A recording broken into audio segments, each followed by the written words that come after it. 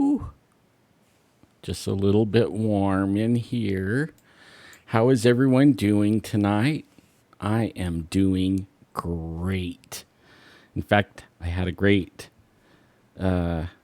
Thanksgiving, except for I kind of got sick here for the last few days. That kind of sucked. But I think I got my phone working where I can take some calls. And, I wanted to say, I signed on, a few minutes ago. Right when I signed on, the power went out. Can you believe that?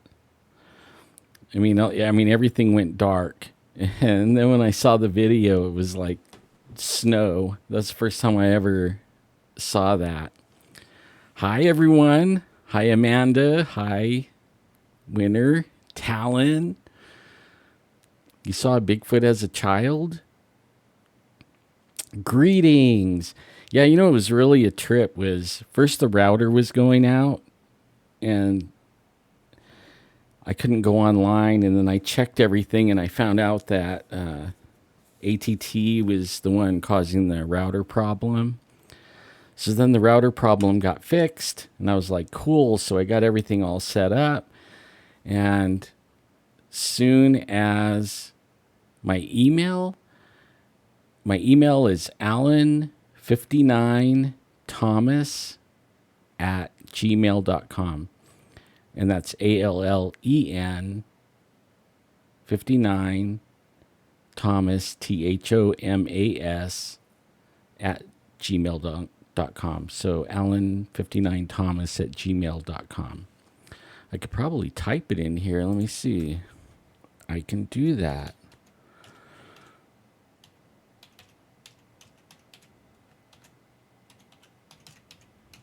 And you could probably hear me typing because I have heavy fingers. Hi, everyone. Yeah, and I think my camera's crooked. Oh, well. I'm not going to play with it too much. So you ran away from home as a kid and stayed a week in a cave?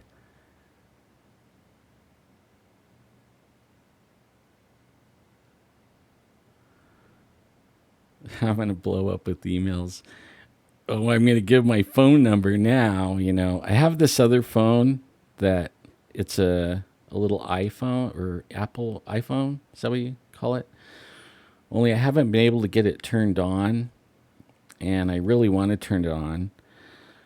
But I have another phone. I only use it like emergencies in my car and stuff, carrying it around like that. So tonight I'm going to talk a little bit, but then I'm going to see if I could take a call or two or 3 or 4. I don't care, however many, and we'll chat. Because, man, that is kind of scary, Talon 9390. I wouldn't have stayed in that cave very long. As soon as I seen something darting around, gone, Even though I can't run, I would have limped very fast out of that cave. Cool. I love talking about ghosts too. I actually like all what do you call it? All topics. I talk to a lot of people. I mean, a lot of people, or I did, I guess. When I was hanging with Jeffrey, I talked with a lot of people. I haven't been talking to him that much lately. And then I wanted to tell everybody also, I added, Madison, Georgia. Hi, Bethany from Madison and South Alabama. You guys are all over the map, huh? I know we have some from out of the country too. I added some more shirts and things like that, and I'll be adding some more, but I got some white ones they're all for the women. They're all with pink Squatch Zone on it. And then on this video right here, I'll put a link that gives free shipping, and I made it free shipping all the way until Christmas Eve, free shipping. Wow, East Tennessee, huh? Right on. In every video that I have up, well, not every video, but the last 3 or 4 videos that I put up, there's a little eye inside the video. If you click on that, that's a link that goes to the Teespring where I have the shirts. And you also can click inside the cover picture on my YouTube channel. There's a bunch of little links in the right hand corner up at the top in the picture, and one of them is a link to Teespring, which goes to the merchandise. And I put some white T-shirts with black lettering, and then I have some black T-shirts with red lettering, and then I have women's T-shirts with white that are white with pink. And then I think I added some colors too, so you could have like different colors with pink on it. And I'm not sure if they even allow. I think they can allow you to add, more colors.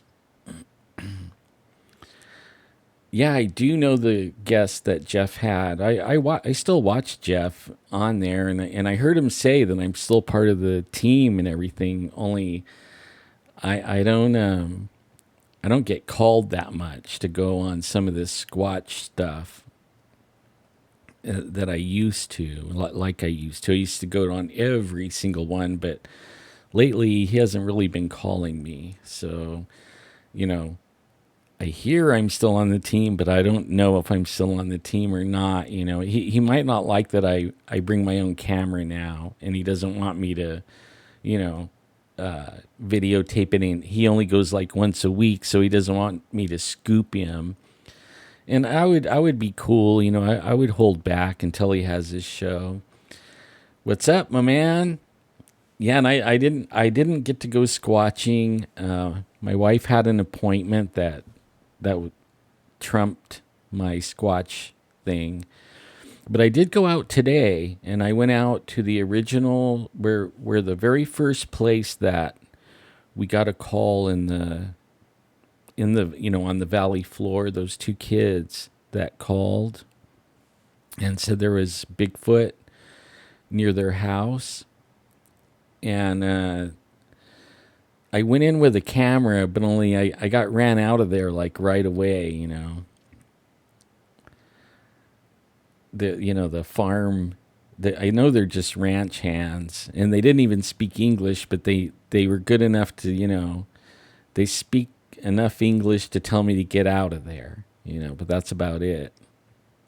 And so then I went to the other place where you went to the original place in the valley where the Bigfoot when we first got a report in the valley.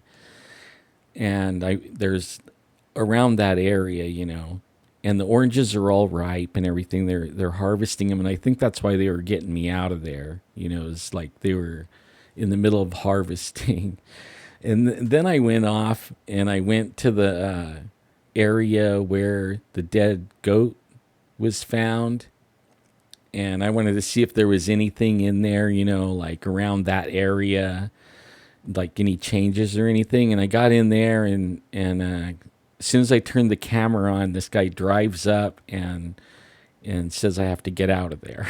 It was like, oh man, couldn't get anything going at all. Yeah, I shaved a little bit. It was getting so long and everything, and I kind of like to keep it short, but I like to have a little bit something there, but I did. And yeah, so I went to a couple of spots, and before I could really get my camera going, I was kicked out. And by then, and I went in the afternoon hoping that everybody was off work by that time, thinking I could like sneak in there in the evening. But by the time I found, got in there and everything and got where I was getting, kicked out. And but after the second getting kicked out, um, it was already getting dark, and I realized these guys weren't going to leave. They had trucks and everything out there and forklifts, and it was really a trip. Really, some new demon stories. I love demon stories, especially demon stories. I really like those. But yeah, so I have a phone number, and I'm not sure how it's going to sound or anything. I did a couple of tests with it, and I thought for the fun of it, if everybody can put up with, like last what a few days ago I came on and I told everybody that I was having problems with the phone, and it took me a long time. Three cables, the fourth cable that I bought finally worked. So now I have, and it's not humming or anything. I'm not sure how good the service is though, because it's like a really, really cheap. I think it's Virgin is the service, and it's not really that great. But this is just a phone that I carry in case of emergencies in my car and stuff like that, until I can get the iPhone turned on with a good service. But I thought, hey, why don't we try it out? You know what I mean? Like,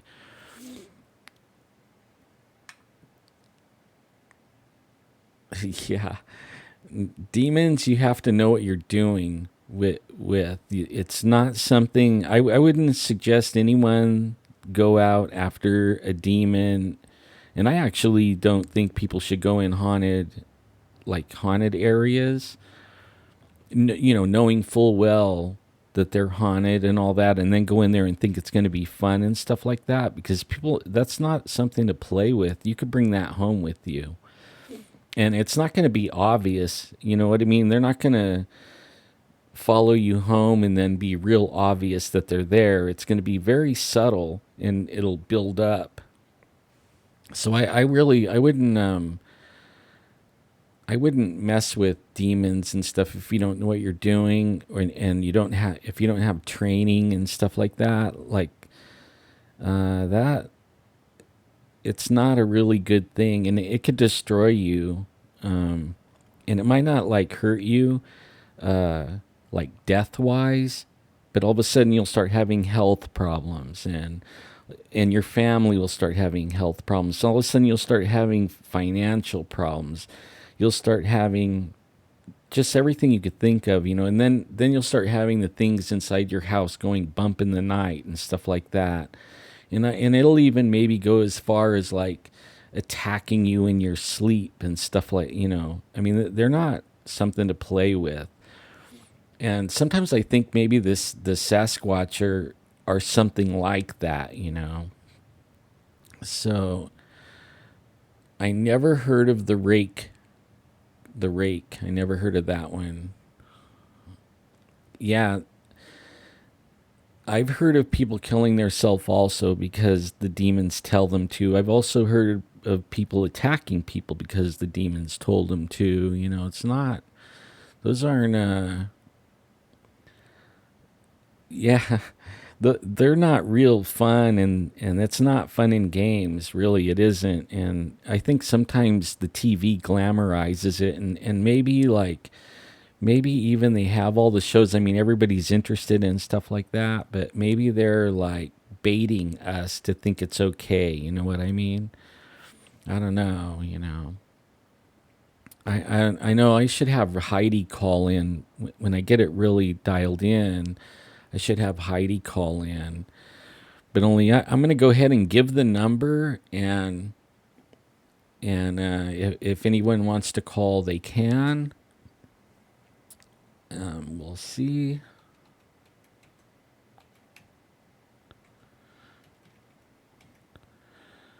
Whoops, I need to put a dash in there.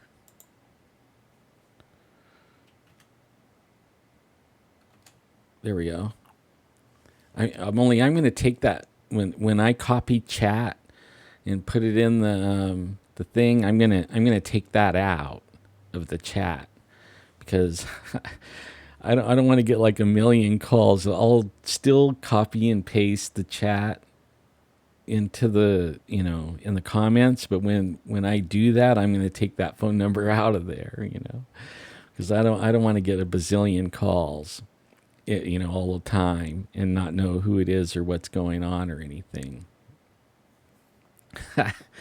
Yeah, for now you can blow up my phone because I really don't care. Because most of the time it's off. It's only on right now because I turned it on. But like I said, most of the time this phone rides inside of my car, and it's in case of a breakdown or something where you get stranded or something, and or you need a phone because I don't have that. I don't carry ever since. Let me tell you a story about cell phones and me. When I used to work at the casino, I was on call 24 hours a day. Okay, and I was in charge of the marketing department. At one point, I was in charge of the. I was always in charge of the marketing department. Okay, but at one point, I was in charge of the marketing department. I was the food and beverage director, and also the network administrator, which is over the computer department. So as the marketing director, the food and beverage director, and the computer director, or the network administrator is what they call that one. And the casino supplied a phone to me, and it seemed like, and I would be 14-hour days, usually 14, 15 hours. And every time I got home, the phone would ring, the cell phone would ring that the casino gave me, and they would call me back to work. And a lot of times, like, it was the computer thing, and it would be, the printer is not printing. It was like, and you called me at 5 in the morning because the printer isn't printing, So then I would have to go all the way over there and clear the print queue. And I couldn't give anyone else access to the print queue because they would have to have a network admin password. And the casino made it illegal for anyone, like it was against the casino policy for anyone other than an admin to have that password. So that meant I had to go all the way over there and clear the print queue. Plus, they also said that you can't, like, I could do it at home if I could tap into the casino, but it was it was an intranet inside the casino. So that meant I had to go all the way over there and use a computer in the casino to clear the print queue. And I could use any computer in the casino. I just couldn't go online and get in there, But yeah, what a trip, huh? So, because of me being attached to this phone, and I hated it so bad that once I didn't have to have one, I didn't have one anymore. And so now I only carry one, and I know everybody else has a phone and all that, and I have one that I turn on that's a Verizon phone. It's just put $15 on it. That's my go everywhere, like squatching, vacations, all that kind of stuff. That's my phone for that. But this phone is the one that I carry in my car for emergencies. And anybody can call anytime they want. And yeah, I'm way off topic. Sorry about that, Yeah. You guys have all thick southern accents. This phone will probably sound like you're in the water, like under the water, and it'll probably sound like I'm under the water, because of the not Verizon, but Virgin. I'm not really happy with Virgin, only it's really, really, really cheap. So just, so cheap I can keep it in my car and not really mess with it.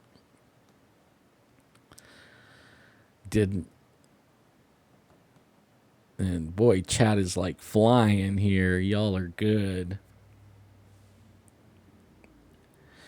Yeah, so I haven't been getting called out with Jeff, but only a lot is going on in the valley. And I think he's not calling me because he doesn't want me to scoop him, show wise. Only what I do know just from him posting, and then what Adrian that he had on his show, things are really flying. I mean, they're like really active. I don't know if it's because the oranges are, harvesting right now. I really don't think it's about the oranges really at all. I think it's more about the trees, and I think that's year-round thing. But I did notice, like, when I went to that first. Yeah, we will. We'll be getting. In fact, I'm really close. I can go out there. I can go out all around the valley, and it's only like a few minutes from my house. I'm just right on the edge of the city, so in just a couple of minutes, I'm already out in the country and towards those areas. Just like today, I was out for about 2 hours, and I hit two real hot spots, and I got booted out of there by the laborers. So they made me leave, but only as soon as the harvest finishes, and it won't take long, just 2 or 3 days, and I'll be back in there and see what I could find. Cool, man. I like big plans. Big plans for big Sasquatches. That's what it is. Highly trained men, his entire military career, get ripped apart by demons? Is that, or Bigfoots? Yeah, so like how is everything sounding and stuff? I really was playing with everything before I went out to this went out looking around to see, out today. I was playing with the camera settings and the mixer and the phone and everything, and I think I got even a better picture, a better quality picture, and I think I got the mixer all like tuned in really good because I was having my wife call me on the cell phone, and we were talking and stuff, and I could hear her and she could hear me, and everything was really cool. It was like, except for she said it sounded like sometimes I was under the water, and sometimes it sounded like she was under the water too because of the Virgin Mobile.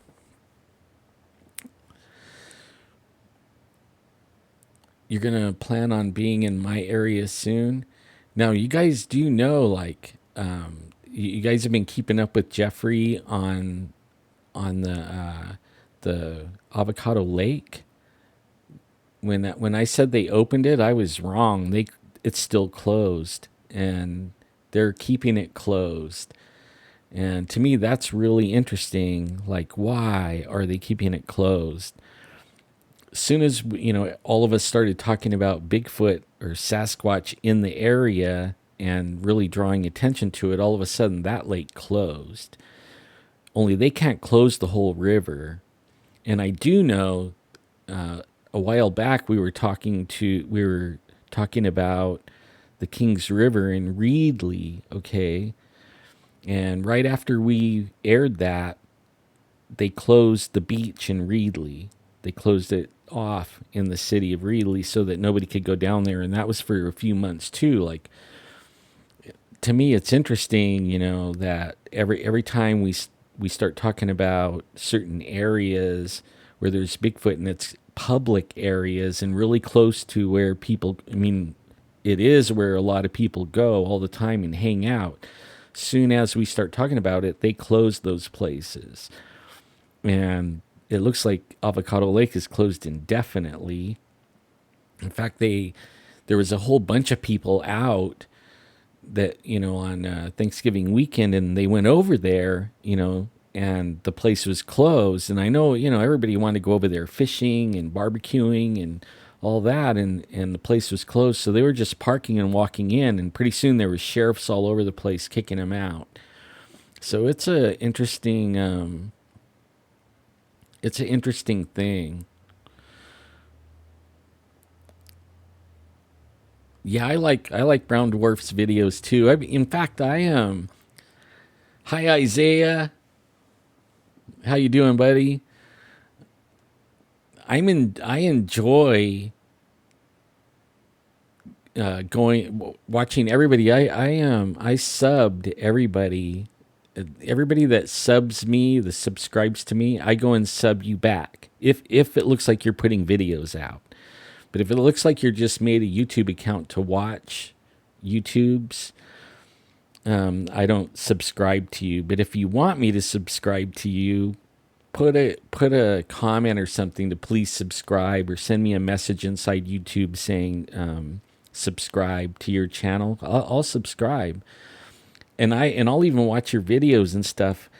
I know some people, like there was somebody else I subbed to, and he doesn't watch the show or anything, or he doesn't watch me or Jeffrey or anything. He has his own thing going on, and he was complaining because nobody watches his videos, and he has some pretty good videos, but only I watch all his videos all the time, because the only thing that I would say is when, if you're going to do YouTube videos and you're going to be out in the field and doing stuff out there, be aware of how fast you pan the camera. And I know a lot of it is hard.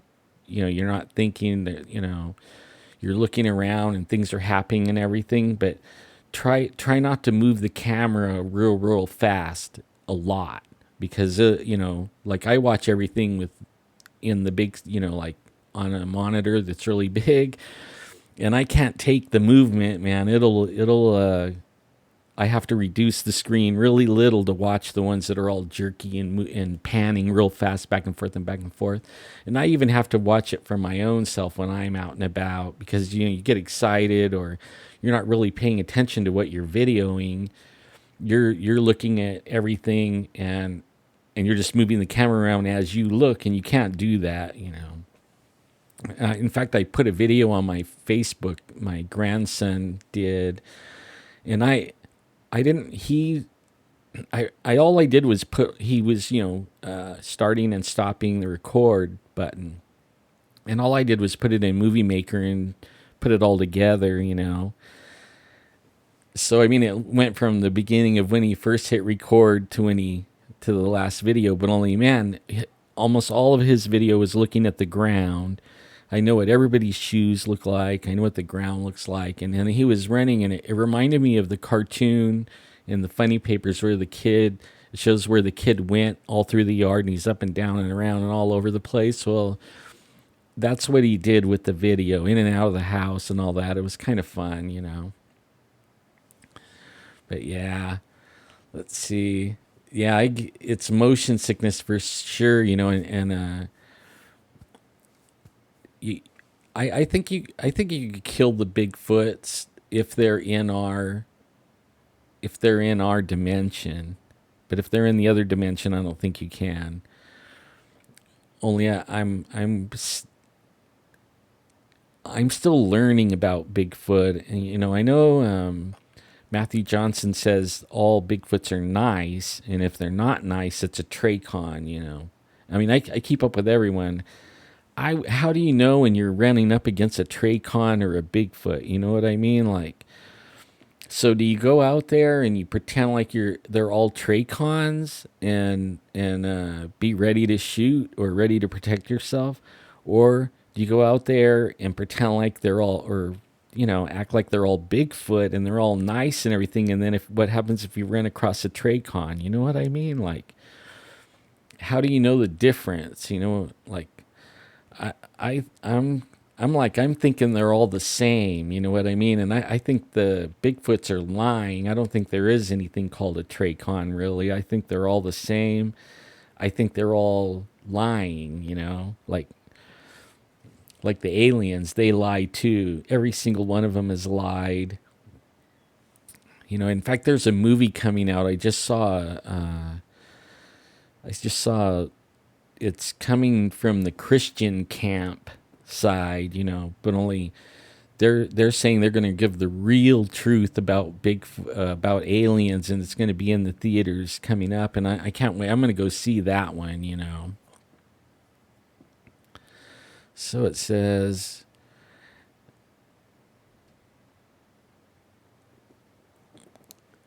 I don't. You know what? I'm sorry. I'm not staying on like Bigfoot thing, but I'm trying to pay attention to the chats. I'm glad that I started it too, and I love hanging out with you guys and stuff.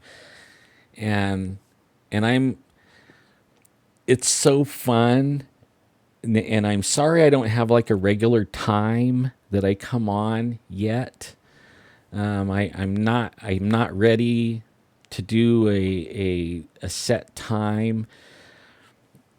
All I can say is like I try to get on every couple of days, and I try to do it in the evening or a little later even. I tried to go a little bit early today for the East Coast people.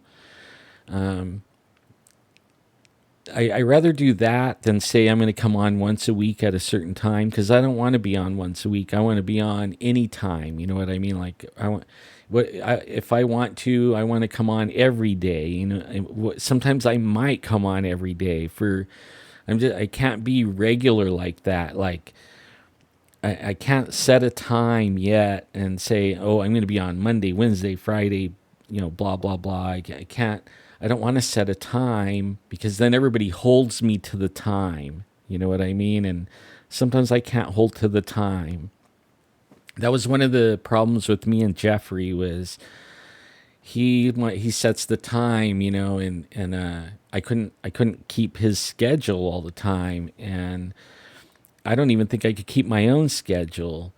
When I first started hanging out with Jeffrey, this is something nobody knows. Uh, he was having problems with his laptop. That's all he had was a laptop. He had a laptop, a mixer, and a microphone thing, and a camera. And he his laptop couldn't handle going online with the video feed. It was fine for doing blog and like a radio show thing, and he did that for a long time. I guess for like a couple of years he was doing this blog radio thing. And then I went over and started helping him behind the scenes, was helping him. And I figured out, that his computer wasn't able to handle the video signal and everything. So then I started bringing my computer to his house every week. Sunday night, I would take my computer over there, and at that time it was a 3-hour show. And for a long time it was just me behind. Hey, Arlo and Woolly Booger. I got to look and say hey to everybody. Hey, you guys are great. I love you guys. Tune in all the time. I love you guys. You guys are great. But it was just me and Jeff, and I had to bring my computer over that could at the time the computer was really good, and we could run everything that Jeffrey had at the highest settings. And we continued on, and then at a certain point he kept upgrading the stuff, and then pretty soon it wasn't the computer that couldn't handle it, his bandwidth couldn't handle it. Like my bandwidth can't hardly handle it. And so he upped the bandwidth and upped the bandwidth. And so for like 5 years, 6 years, 7 years, somewhere in there, pretty soon he put me in the front of the camera too. But the day that he asked me to help him out and do it on a regular thing, I told him I didn't want to do that. I had to think about it, because I didn't know if I could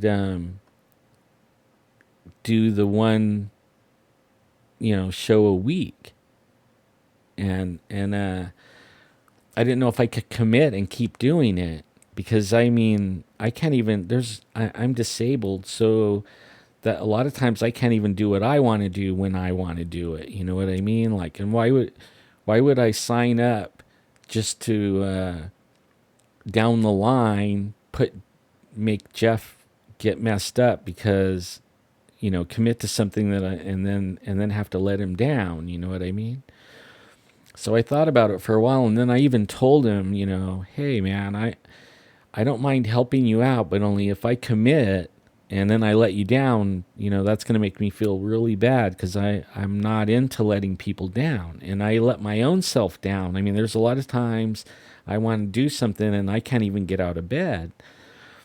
And I wish it wasn't like that. You know what I mean? That it's not how I used to be. You know what I mean? This is like my other life now. Before, like, I wouldn't even be here. Jeff wouldn't even know me. You guys wouldn't even know me if I could still work, because I would be at the casino making, 300,000 a year, enjoying life. Really not. I enjoyed it. I loved marketing a lot. It was, I mean, who doesn't like partying and giving away cars and cash and all that kind of stuff? But when I got hurt, that I went through like an identity crisis. I mean, everybody, you measure yourself by what you do and how much you make and where you live and what you drive and all that kind of stuff. Well, all of a sudden I lost everything, even the ability to walk. So I went through this really trippy trip where all of a sudden I was like, I was a nobody. To me, I thought I was a nobody anymore because I wasn't driving the fancy car anymore. I didn't have the big ranch anymore. I couldn't even walk. And so I couldn't do anything. So it was like 5 years that I didn't even come out of my bedroom. And I'm being totally honest. And when I did start coming out, it was like, okay, I got myself walking again, and I felt comfortable walking and using a power chair. So I was like half the time in a power chair and half the time caning it, and I was getting stronger and stronger. And then that's when I met Jeff. I started going out, and I was going back. I like, okay, I have all kinds of time. I'm gonna see if there's anybody around here that ever saw a Bigfoot like I did. I mean, I saw a Bigfoot, and so now I'm going to go see if there's other people that saw one, because I had no idea if there was anyone in this area that seen one before. And so I was out. So I was out also camping and stuff like that. I went out camping with my family, and I was squatching. They were camping. And but then I met Jeff and some other people, and then I found out there was a whole Bigfoot community around here, that seen Bigfoot, like Adrian that was on Jeff's show last week. He's a really cool guy and smart guy, and nurse and everything, and seen Bigfoot. And David Ragosa, principal at a school. So it was like, hey, there's people that seen Bigfoot. Only they don't know me. They don't know the me before now. They only know me as the guy that doesn't do nothing. You know what I mean? Like, and they didn't know. I don't know what they think. Like, I don't know what anybody thinks. And I used to care, but only I don't care anymore. You know what I mean? Like, I feel really blessed and lucky just to be sitting here and talking to you guys, and to be able to go out squatching when I can and stuff like that. So it's way different. Life is way different for me now. So,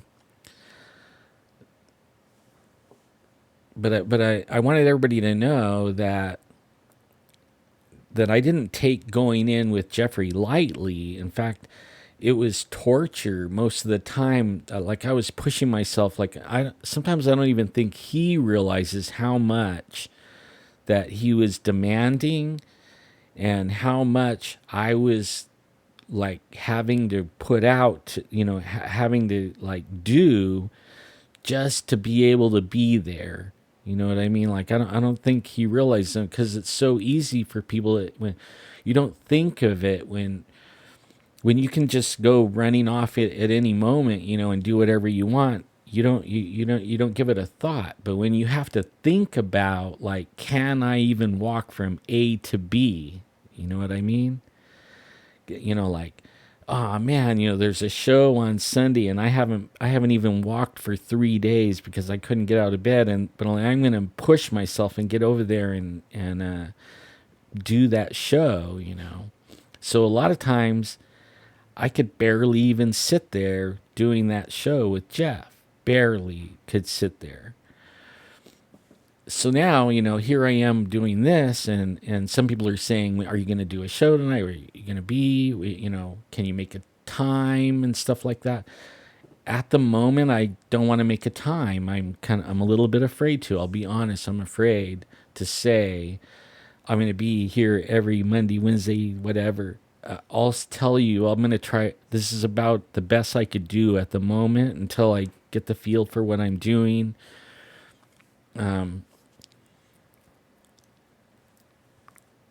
If I could tell you I could be here at a certain time, I'll do it because that's me. I tell you, when I say I'm going to do something, I do something.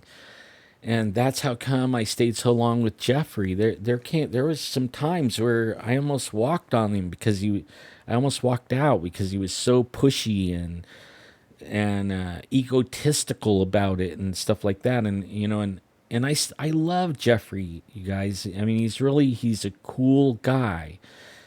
And I understand where he's coming from because I used to be a driven person like him. You know what I mean? Like I was a marketing director. I was a food and beverage director. I was a network admin. I was a corporate guy. You know what I mean? I worked my way from a little bitty $8 an hour job up to six figures. You know what I mean? Like I was the guy. You know what I mean? Lots of people under me. So I understand what it takes to be successful. You know what I mean? Like I do know how much work and effort and time and focus and all that. I mean, I understand. I completely understand. And I also understand how to be compassionate to people. And that is something that sometimes Jeffrey lacks. He is so driven that everything only what's in his thing is the only thing that matters. Whatever everybody else's stuff doesn't matter. You know what I mean? But I found that the more people you help up, you go up. You can't help it. So like if I could give anybody advice on like making it in the world and maybe attaining a six-figure job, is don't be afraid to fail. If you're falling, if you're falling forward, you're falling in the right direction. Get yourself up, dust yourself off, and get going again. When you see other people falling or failing, help them. Okay, help them up and help them realize, their next step or whatever. Help them. Help people. Because when you help people, for some reason, it is a blessing to you and you get helped and you go up. I'm living proof. I'm living proof. I know there's people, I worked with people that all they did was write people up. And in fact, that was their day, that some of the other directors, like the slot director and the card room director, and sometimes the guy that I passed off, the food and beverage director, I mean they had like big giant egos, and their whole thing was like go and write people up. Like, man, you can't wait to write people up. Or that isn't how you do it, man. I ran around, I had like a stack of movie tickets that I bought that were good for a whole year, and the best too, like not just like the cheap seats. I would get concert tickets, movie tickets, game tickets, stuff like that. And I would carry them around like 100 or 500 of them at a time. And it came out of my budget, out of the casino budget that I had for that department. And instead of like writing people up, if somebody was doing their job and they were doing it so well, you know what I mean? Like they didn't have to call me in the middle of the night to come and clear the print queue, or They didn't, they weren't calling me on every stupid little problem because they're afraid. They're like so afraid they're going to get rode up because all the other people writing them up. You know what I mean? Like, I would pick out people that were going above and beyond the Call of Duty, and it doesn't have to be a lot. It could be just a little bit, that they did a little bit more than the other people, or they did something, they made a decision that didn't include me. They didn't have to ask my permission. Then I would go to him and say, "Hey, you know what? I got say these game tickets for a pro game, not high school games, or I mean like pro or a concert or something like that. How many tickets do you want? Like how many? You know, how many's in your family? 6? Did you want to take some friends? Here's 5 more, or 6. How many do you need? 12? And I would give them tickets, and I would make sure everybody saw me do that, or as many people as possible. Even if only a few people saw it, word would get around that I did that and why. I would let them know, like what they did that is going to give them those tickets. And then, like later, all the other directors are like, how come when you suggest something, people are falling all over themselves to get to do it? Like you just suggest it and everybody's running and getting it all done. It was because I did that regularly. But I made sure the people earned the tickets, though. I didn't just give them out to make a point, like, hey, pick anybody out for any reason. No, like they had to be earning the tickets. But I didn't run around with pink slips writing everybody up. You wouldn't even find a pink slip. Even though every morning I would come, get in my desk and I would have like 10 pink slips on my desk where other people, like some of my supervisors and stuff like that are under me, are writing up the people under them. It would be like, I would call them in. I wouldn't even call the person in that they wrote up. I would call in the supervisor and ask them about why did they write the pink slip, and then in a casino, there's cameras everywhere, it's like, let's review. Let's see if we can find where that person did something that they deserved a write-up. Let's review this, and I had a little monitor in my office, and I would have them send the video feed in, we would review, like, where is it worth a write-up, or are you doing something, like, what's up with that, But yeah. But only that's how I am, right? That's how I am. And I just want everybody to know, when I signed on with Jeffrey, I didn't even know if I could do it. And I didn't ever want to let him down. And I kind of, he made me feel like towards the end, I was letting him down. And I kind of was, like he was adding more and more and more onto my plate. And he even knew, I know he knows, like, I couldn't do it. And that's why, he was adding more onto my plate to get rid of me. You know what I mean? And I know, like, the girl was my replacement. When he started getting girls, I knew that was my replacement I was looking at. The girl. I was getting replaced by a girl. Well. Anyways, I'm done. That's my rant for tonight on what's going on in the world of why I am where I am, I guess. And I should be looking at chat because they're probably telling me to knock it off, Let me see. Yeah. I think everybody has this compassion inside of them and caring and stuff like that. I think that it's choices, right? I think we make choices. We come to a place where we can make a choice. We can make a choice to be a mean person and forgive, right? Or be nice. And a lot of people, they get a thrill out of, like, a rush from being mean, or they feel like nobody was ever nice to them. Why should they be nice back? Stuff like that. Or they were raised where nobody was nice to them, so they're not going to be nice, Or people, why should I let people take advantage of me?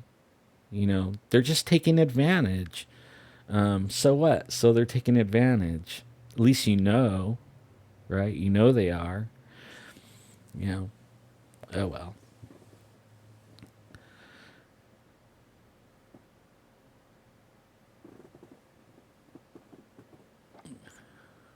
Yeah, there was times there was times that I had to write people up. I mean, like one time that sticks out in my mind, and I think it was the stupidest thing I ever saw or heard in my life. I mean, I saw it because I could look at it, and you know what I mean. I was telling you about the pink slips on my desk, and I came across in this girl that this girl that I hired for the booth, the marketing booth, to make the little cards where I started. In the marketing booth, you know, you get your player tracking. Well, they don't call them tracking cards. I called them tracking cards because I was tracking the players, but it's a player club card where you earn points for gambling, right? And you can cash in your points for things. Only really, it's tracking you. It's tracking every little single thing you do. But I hired this girl in there. I actually hired like 20 people at the same time. You know what I mean? Like all for that booth because it runs 24 hours a day. So you need like a good crew. And I remodeled it and made it bigger. And then I needed more people. And I had a little gift shop and everything. And this girl, I guess she had a crush on one of the guys that was in there working with her. And and she was wearing a little she wore this little skirt, you know, and he wasn't paying it. Okay, when I reviewed what happened on the video, I saw what happened. And she wore this really little skirt trying to get this guy's attention. And he was ignoring her. You know, he's doing his job. He knows there's cameras watching him, you know. And he was actually like me. He was serious. He wanted to move up. And he didn't want to be like an $8 employee. He wanted to be like a manager of the booth or whatever. You know, I mean, that would be the next step. And so he was ignoring her, and then she took her panties off and went up and stood next to him, and then was swirling her panties on her finger like that. And when he seen that, you should have seen his face. He freaked out, like, oh my God, you know.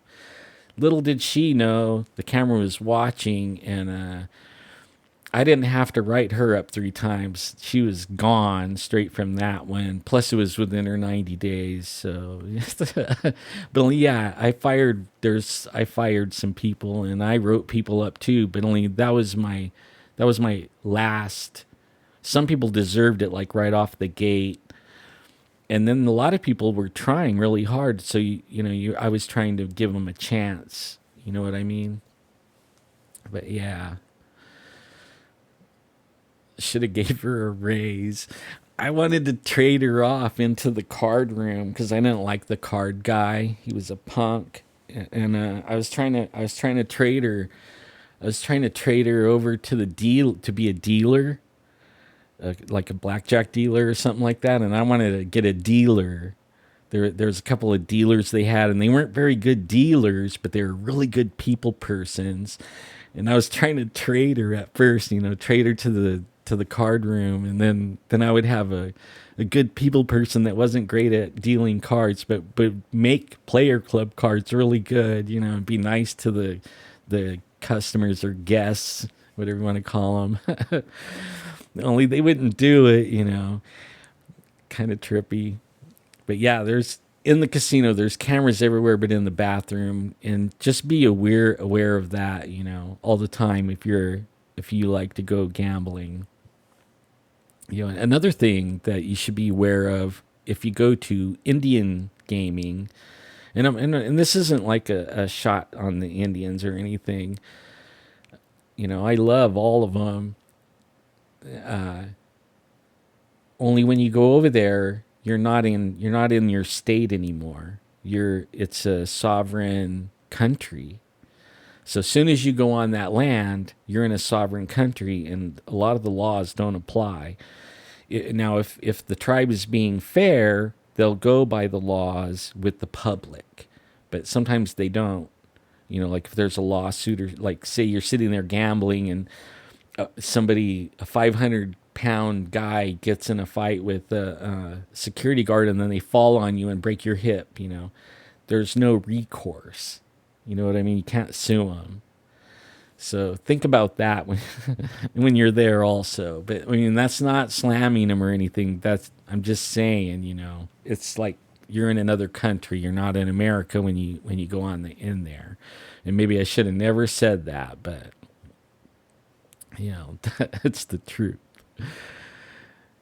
Yeah, there's no cameras in the bathrooms ever. But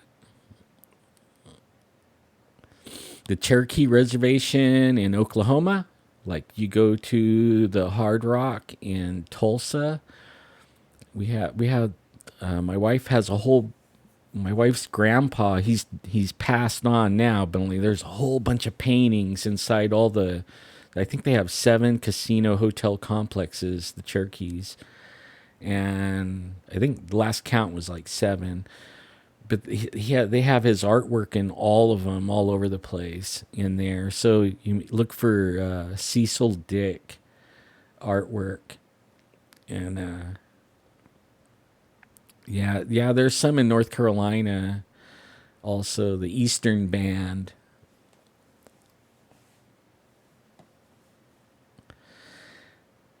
In fact, over the the tribes, they have a lot of history with Bigfoot, and some of it is online and some of it isn't. But there's a lot of good stories that you can get from the tribes and history on Bigfoot. That's why sometimes I have a hard, like, okay, like with Matthew Johnson, if there's Bigfoot and then there's Tracons, okay, and he helped all the Bigfoots come through the portal.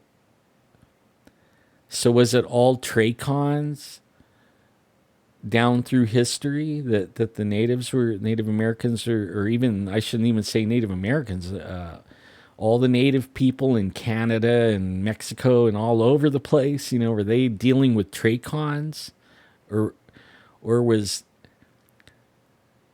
it every once in a while they were dealing with 1 or 2 Bigfoot that came through the portal? I don't know. That's some questions I have about that. Like, and I also believe even so, like, were they lying to everybody now that he's telling us the truth, that they all can't, they were coming through a portal and they live in the trees and all that? Like, how come we never heard that before from all the natives? They never said anything about the Bigfoots living in trees. It was always like, if you go back in the native lore, and I don't care what tribe, they lived in the mountain, inside the mountain, right? They lived in the rocks and stuff like that. That's where they lived. And you could go to all the different tribal history, and that's what they'll tell you. And they'll tell you, like, one of the weirdest things about it is, and this is why I think that Bigfoot and aliens are like almost the same, right? There's some things, okay, besides every time there's a Bigfoot, like when you have Bigfoot sightings, there's an uptick at the same time of UFO sightings. Kind of weird, right? Okay, then when you're dealing with little people, fairies, like what was that one guy that he fell asleep in? And this is all different countries and everything. I can't remember but only they like in the Cherokee legends, if you were with the little people and you went with the little people, and you think you were only gone, like, say, for dinner, they had you for dinner and you sat and you talked to them and you had dinner, and then that was about it. And then when you came out, it was 3 months later. And everybody's like, where were you? And it's like, oh, I was only gone a couple hours. They're like, nope, you were gone 3 months. Like Travis Walton, he was in the UFO. He thought he was only gone a little while. And then when he was out and he was called his brother to pick him up off the side of the road, he's like, where were you? It was like 5 days. He goes, no, it wasn't. I wasn't gone that long. He goes, yeah, feel your beard. It was like, oh, wow. He had like a whole growth. He goes, you've been gone like a week, man. So that's one of the things, like the Bigfoot, like if the Bigfoot called you away and or invited you into the mountain with them to celebrate or visit or have dinner or whatever, when you came out, there was a time you lost time, a lot of time sometimes. Like what was the one that was the one where he fell asleep? It's an old fable. Yeah, yeah. The tribes do pay federal taxes. They don't pay state taxes. You're right about that. And then they also pay into a fund for all the tribes that can't have casinos. That gets divided up to the other tribes that don't have casinos, that can't have a casino due to whatever. Yeah, Rip Van Winkle. That's it. Rip Van Winkle fell asleep and was hanging in his dream. He was hanging with the little people or the little leprechauns or whatever, And then when he woke up, it was 20 years or something like that, right? So those things aliens and Bigfoots have in common. Like when people get abducted, they remember a few minutes, but only it could be hours that they were gone. And that's why I think it's all related. And then like all the research that I did on aliens, the aliens are liars. They lie, and they're not who they say they are. And when they start talking about when they start telling people about their history, and I tell if you guys have time to research stuff, this is a really interesting thing to research. Okay, when they start telling about where they came from and who they are and everything, they start giving you a biblical narrative, only without God and without Jesus and stuff like that. And they are the creators. They're the ones that wants to be worshipped. But then whenever you go and read when you go by the Bible and it talks about these beings, okay, these Nephilim or Titans or whatever you want to call them, demons, jinn in the Muslim world, it starts describing these things, okay? It starts describing them. It describes them to the T. And it says they don't tell the truth. And then when you start researching it, you find out they don't tell the truth. That is true. They don't tell the truth. Their story changes. And so I mean it's a real eye opener. That's why you can't, like, you hear about the ancient aliens, and they talk about the Dogons tribe, and well, that they came from a certain star system or whatever. Yeah, well, that's what they were told. Okay, that's what they were told. But how come not all the other ones say that? Everybody has a different story. Only what you can count on is, like, if you go to all the native stories, if they went in the mountain, they lost time.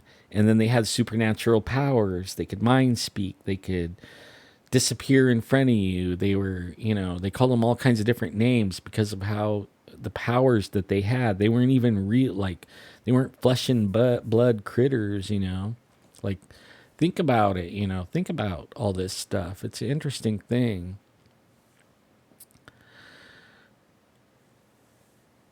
Yeah, so I should be looking at chat. Um, I well, like I was telling you about all that time I spent in my bedroom, 5 years in my bedroom. Guess what I was doing for 5 years? Like, I used to go as much as I could out in the woods after I got over my fear of the Bigfoot. I mean, I never did get over that. Strike that. I'm still afraid of them. I mean, they're bad. They're badass dudes. They're forest ninjas. But when I got when I grew a pair and I was able to go back out there, in the woods, I was out there as much as I could, But then when I got hurt, all I had was the internet. So that's how I found Heidi. I've read, I mean, I researched and followed every little rabbit hole, rabbit trail, website, and still to this day, I still do. I mean, I've read everything about what's his name. I wish I could remember everybody's name, but like that guy that in the 50s, he was hanging out with the aliens and they would pick him up and he would go cruising with them and everything everywhere. I read all the stuff about the Dulce base, all, what's under there, the war in the Dulce base. Like, I don't know how many near death. I probably read something like, because I had a near death experience, I read every near death experience I could find. And that would go for everything too. Like, there's a near death experience website and they have thousands, and I haven't read them all, but I've read a lot of them and all the different cultures, Muslim and Chinese and Pakistani, whatever. I mean, everybody that has a near death experience, there's these certain things that they experience, and it doesn't matter what religion you are, you experience these things, It's an interesting thing. But I've read a lot of stuff and on things, like we were talking about demons earlier. The when I first found God, and I was a heathen, okay, not a church guy, wasn't raised in church. I was a heathen, but only I couldn't change myself. Right after that, and what's really weird is it was the same year I saw Bigfoot. That's what's really weird.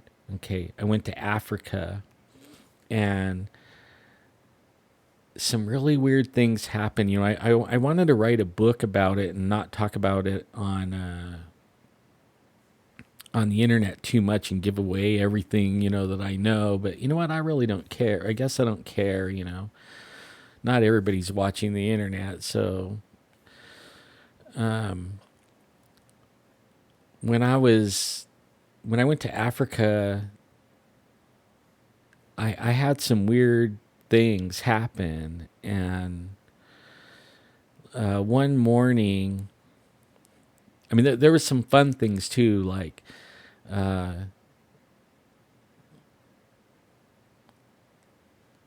when in this one hotel, when we first got there, there's electricity, and each room had their own air conditioner, and that was probably like it. You know what I mean? Like, everywhere else I went out of the big city didn't have electricity hardly at it. Just very rare did they have electricity. But they had an electric water heater up in the corner of the bathroom, and I went and go in, and take a shower, and it was shocking me. Well, I was getting shocked. It was like the water heater wasn't grounded or something, So I'm like getting shocked and getting shocked, and I would quickly jump in, get shocked, get wet, and then jump out, soap up, and then jump back in and rinse off, getting shocked the whole time. And I did that for like 3 days, and then one morning, 3 days later, we're sitting in the little place where to have breakfast, and I'm telling everybody, man, how in the world do you guys handle the shower? My shower is shocking me. And they all started laughing at me. And I wonder how many of them got shocked before they asked. Like maybe they were more wussies, and they went and complained right away that their shower was shocking them, and then they got told to turn the switch off and then take the shower because the water would still be hot, right? And then when you get done, turn the switch back on and it heats the water. But before you take a shower, turn the switch off and then get in and take a shower. You won't get shocked. Well, I had no idea, dang it, But I mean, that's just one of the things. But when I was over there, we went like in the worst places, that like not your tourist trap places. And I was with 7 preachers that, and they were the executives of their church, and it was an international denomination, I guess you would say. And I was doing my own video productions, all kinds of stuff like that. But only I had some things happen to me that, I faced some voodoo stuff and some demon stuff, and then I experienced God firsthand. Like he had me doing some things that I thought the preacher should be doing. And if you're a friend of mine on Facebook, you can go to my Facebook in my notes, and I tell the whole story pretty much in there. It would take me a long time to talk about it here, but and then on the very last night, they brought in a little demon possessed kid, and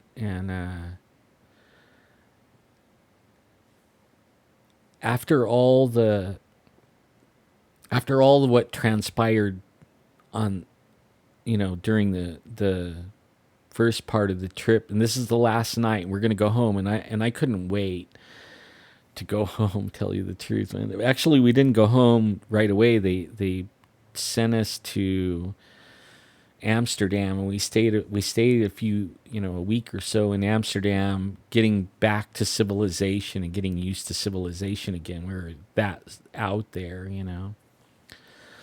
But yeah, they brought this demon little boy in, and like I said, I was a heathen. I didn't know how to pray or anything. Only I had been praying for people, and I thought that like God was having me pray for kids and different people while we were out in the field, in the bush, in the jungles and stuff. And I couldn't help it. I had to pray, and some really weird things happened, like really like trippy. You guys wouldn't even believe me. But this little boy came in, and then I watched each minister or preacher, or whatever you want to call them, go over, and they prayed. They put their hand on the little boy's head and prayed for him, and they're kicking the demon out of him, and he just stared. He was just like staring, like he didn't even look at him, right? And he didn't even move. He just was like laying, staring off in space, and they could do whatever they wanted. He wasn't even paying attention to him. And then the boss man preacher came over to me, and he actually had me on lockdown. He kept a preacher next to me at all times. After a couple of times of of some things happening that I was only the cameraman. I wasn't allowed to do anything. So they and it was messing up their their timing, you know. So now they had me on lockdown in a corner, and they had a preacher always with me, always to make sure that I didn't get out of the corner because they didn't want to mess up their itinerary and stuff. But they all prayed for him, and nothing happened. You know, the little kid didn't look at anyone or anything, and he comes over and he's like really like snottily, kind of so you want to pray for that one, and I looked at him, like, sure, I didn't know, I don't see why not, nothing happened when they did it, so it can't be that bad, you know what I mean? Like, it can't be that bad. So they had put a table in front of me with a bunch of instruments on it, like that was going to stop me from doing anything. But I just kind of put one hand on the table and leaped over the table. I mean, this is when I had all my legs working and everything. And I went over to the little kid, and I didn't know what to do, like, I'm a heathen. I'm barely found God. I have no idea, I never went to church. I don't know how to pray for people or anything. Everything that happened over there was all by the Spirit of God only. But as I'm walking up to the little boy, I realize he's looking at me. Okay, now, he did not look at the other guys, but he was looking at me. And as I got closer, he growled at me, right? This little boy growled at me. And I was like, whoa, like, wow, he's looking at me and he growled at me. So then I didn't know what to do. So I was just going to do what I saw those guys do. Put my hand on his forehead and then command the demon out of him. And so I reached over to put my hand on his forehead, and he tried to bite me and scratch me and claw me. And he was like growling, and he was going to get me, And I jumped back, and I was looking at him, and he was intensely looking at me like he could kill me. And I was thinking, whoa, like, that is a trip. He didn't do that to those guys, And then I looked over at the other guys, the preachers, and they were all sitting there with their eyes all really big and their mouth hanging open like, whoa, And I realized right then they weren't going to be any help at all.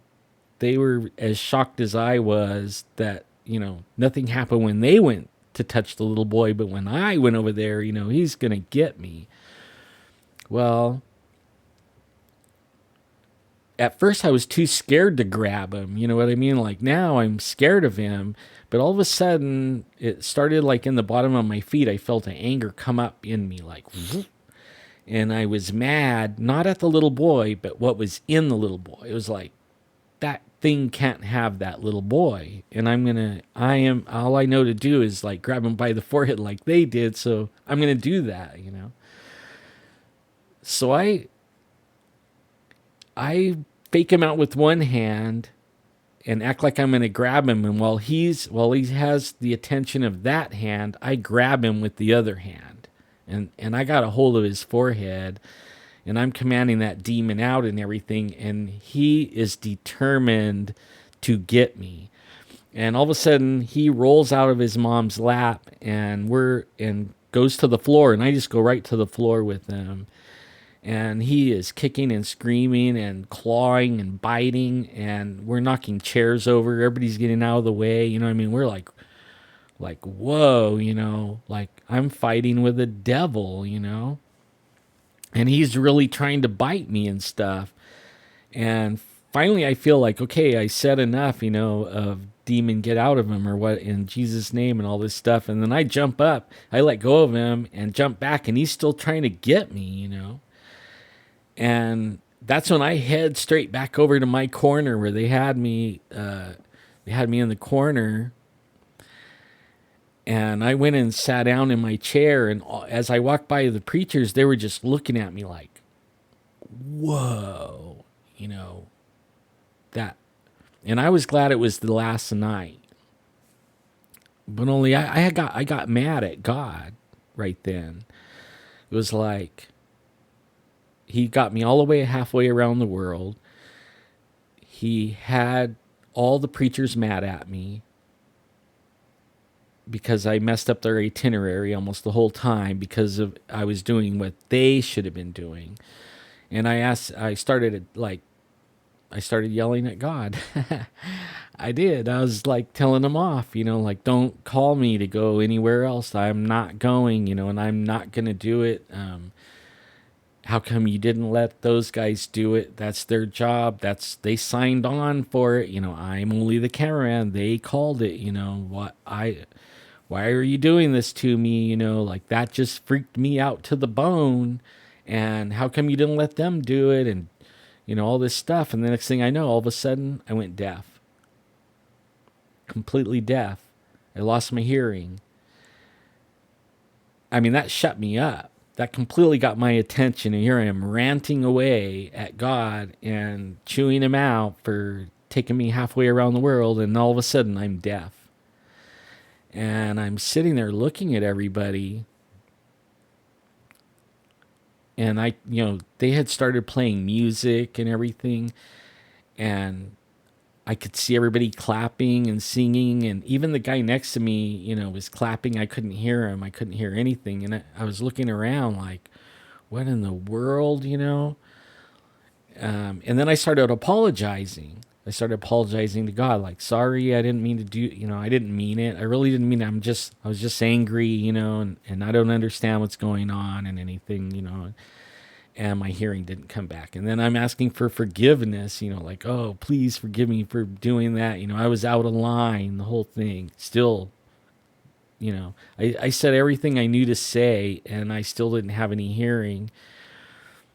And that's when I was sitting there, and I didn't have anything else to say, and I was like, man, I'm going to be deaf. I really did it. I really, I guess you don't really yell at God, like that, there's repercussions. And then, after like a little while, I was starting to think, oh my God, how am I going to tell my wife, how I went deaf? And I didn't know what I was going to do, you guys, man. I was like freaking out. And all of a sudden I heard a voice start talking to me. And he told me that he does everything in his timing, not my timing. He does everything in his way, not my way.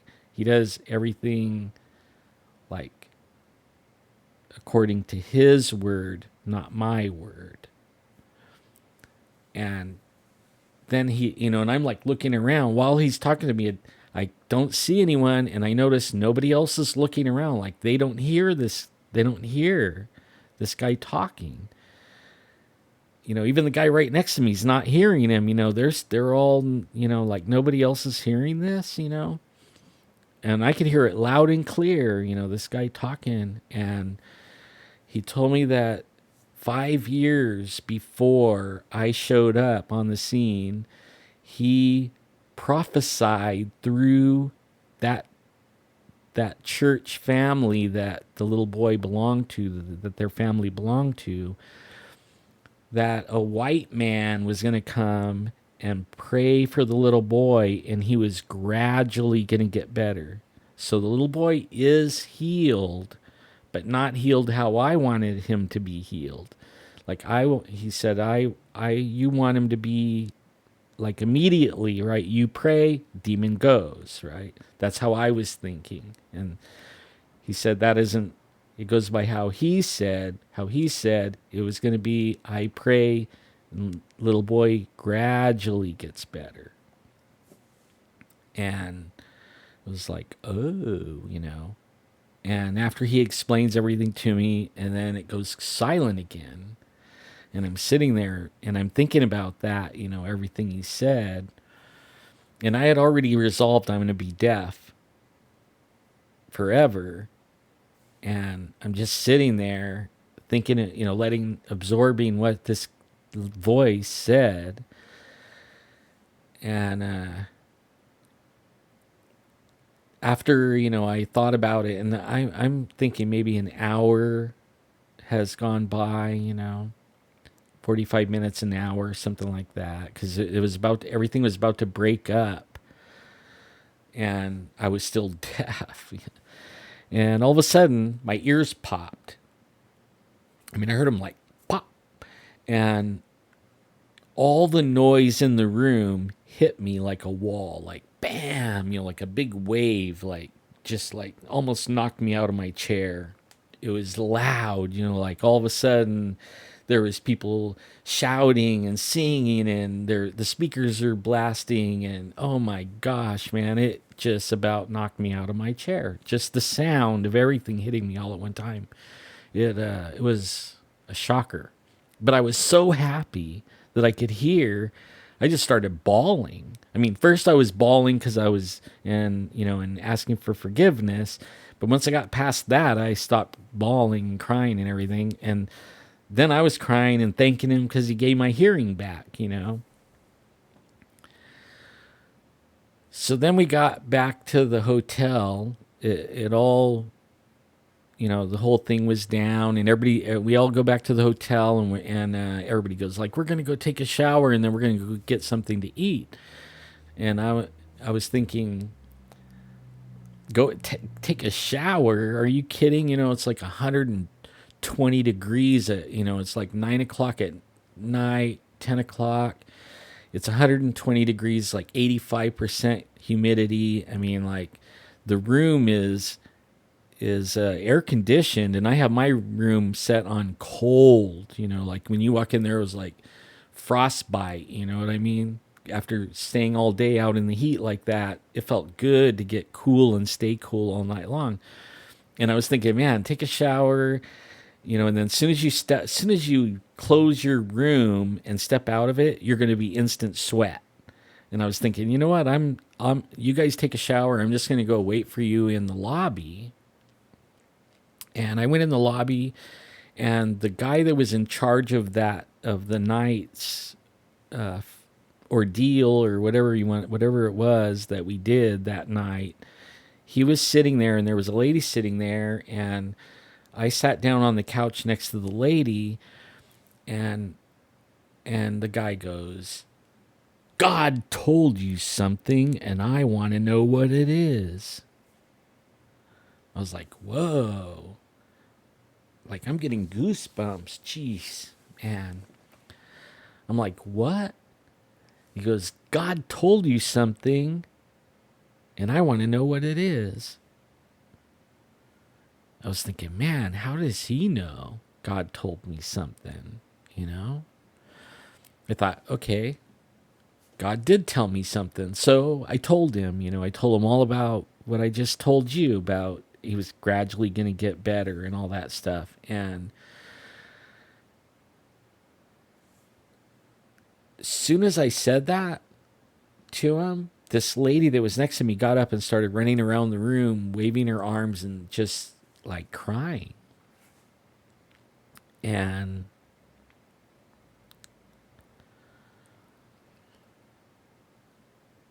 I'm like, I tell him, like, what? Who's, what? Why is she doing that? And he said, "That's the mom. You don't recognize her?" Like that. I guess the little boy was in her lap, and I never even looked at her. I was so focused on that little boy, I never really paid attention to the lady that was holding him. It was like, oh, oh, I get it.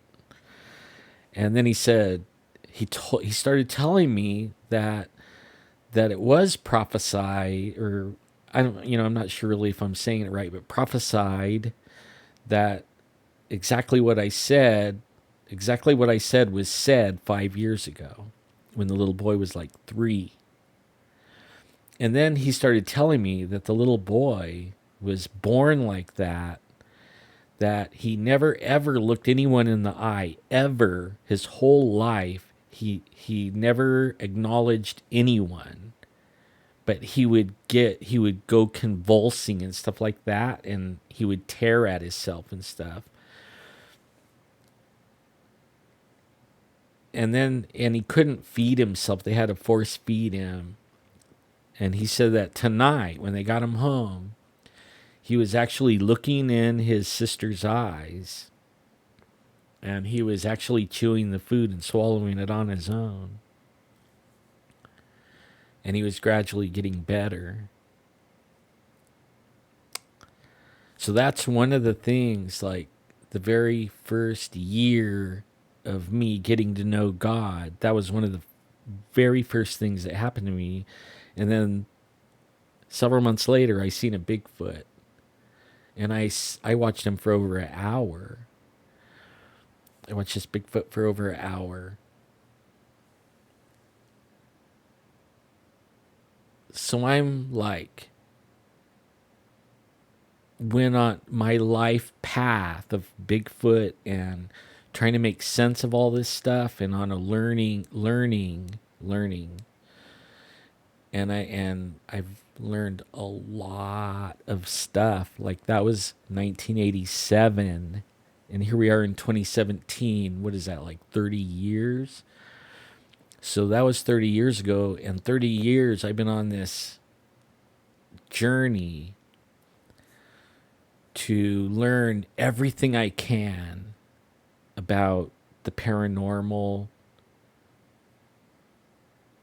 I think of God as paranormal. But I know I'm like way off track for everything. I apologize. I didn't mean to go off track. I just thought I would give you guys a little bit about me and why I do what I do and where I'm coming from when I'm doing it. And so I should look in chat and see what everybody's like saying. Yeah. The Bigfoot, what was the Bigfoot doing for an hour? The Bigfoot, how it started was when I first saw him, I thought it was a bear.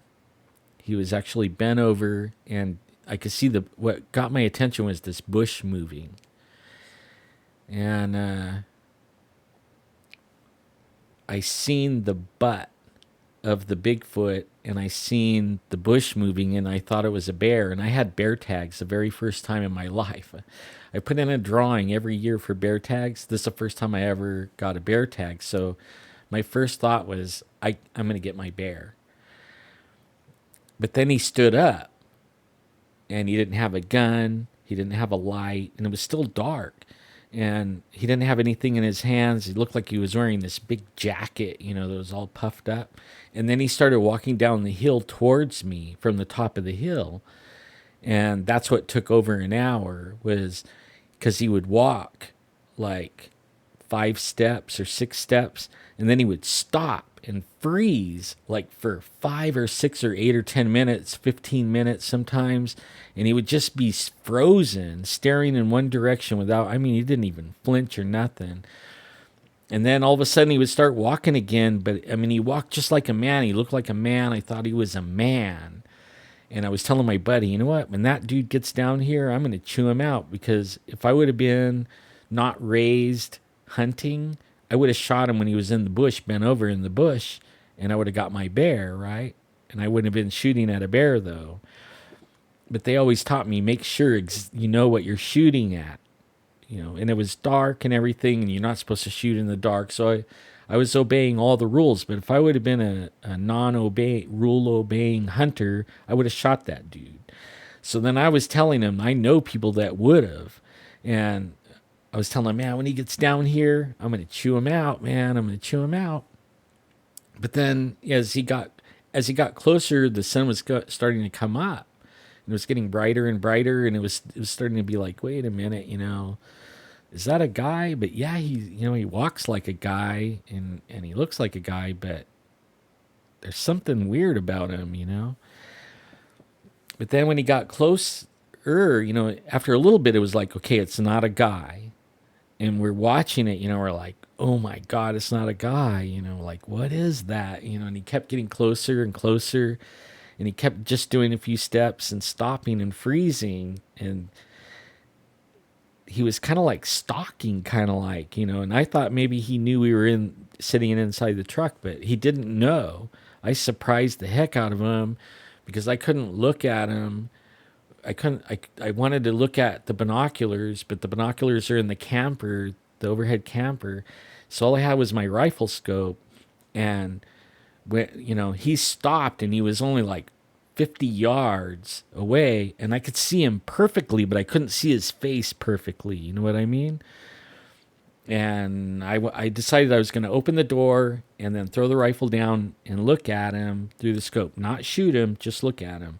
Well, as soon as I clicked that door handle, he heard it and he saw me. I jumped out and threw the rifle down, and then he took off running, and he disappeared behind this tree and never came out. And then after that, that's when I realized that they were forest ninjas, right? This guy disappeared behind a tree, and but I know what happened. He put the tree between me and him, and he ran straight away from me back up the hill, But yeah, that's what he was doing for over an hour. Was just walking down towards us. That was it. Yeah, but it was that. That's what those things that I just told you about. Those changed my path that I was on. Like I was on a regular guy, well, maybe not. I was a heathen, drinking and partying and, everything. And those things changed my focus of what I was about. After that, I had like an obsession with figuring out God and Bigfoot, and that led to paranormal, that led to aliens, that led to ghosts, that led to, that led down this unknown path, and not a lot of people knew anything about it, of actually any of the subjects. You know what I mean? Like it was a lot of fables and fairy tales and myths and all this stuff, and it was like a big giant puzzle, and then you start finding out everything you can about everything and trying to put this puzzle together, and over the 30 years I still don't know everything, and the puzzle's not all the way together, but only I know a lot more than I did 30 years ago, I'll tell you that. And then the last 7 or 8 years with Jeff has been a crash course on even more of the paranormal, because then we're like investigating, not just like reading books and not just reading the internet and talking to people that I know, friends and acquaintances, and meet people and they have stories, and getting all the stories that I could, from everyone. Now we're actually getting called to go to all these places, and then I got to try out stuff that I learned over the years, that to see like different people had different theories on things, and then I got to try out these things that were theories to me, like what I don't know what to believe, who to believe, so I didn't really, I thought of everything as like, I didn't believe anyone exactly, unless I tried it for myself, and I tried all kinds of different stuff, and I slowly but surely stumbled onto things that worked. And I had already read and they said it worked, but only, I didn't believe it until I tried a lot of different things, but what do you call it? Like repeat, like scientific way, if it's repeatable, and you could do it over and over again, and it happens over and over, and it works over and over, then it might be true. You know what I mean? Like that might be the real way to do things, and it was some of the things is, And one of them is Jesus. That is the real deal right there. And as far as I can research, he's the real deal. And there's nothing wrong with the book that talks about him either. That's all 100%. I don't care what anybody says. I used to believe like everybody else that it wasn't, and it was, man messed with it and all this stuff, but it's not. If you go back, you find out that these people, they actually witnessed and saw him do these things and wrote about it. And not only did they write about it, but so did others, that Romans and stuff like that. They wrote about it. And maybe they didn't write about him so much as they wrote about his apostles.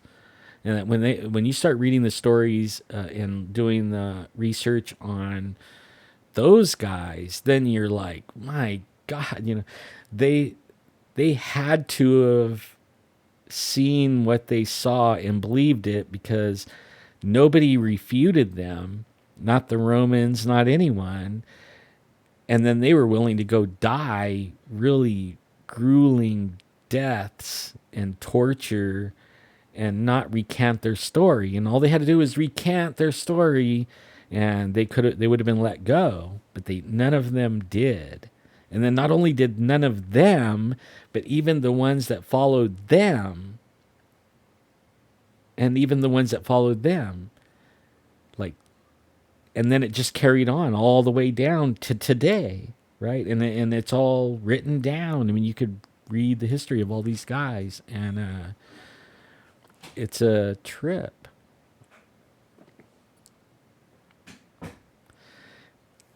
That you could follow that.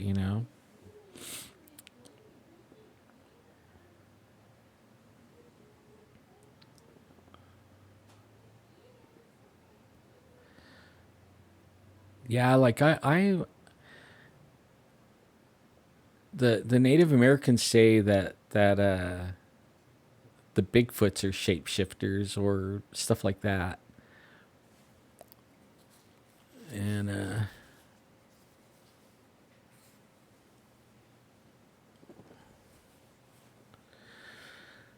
well, I really went on a roll tonight, man. I probably like scared everyone away.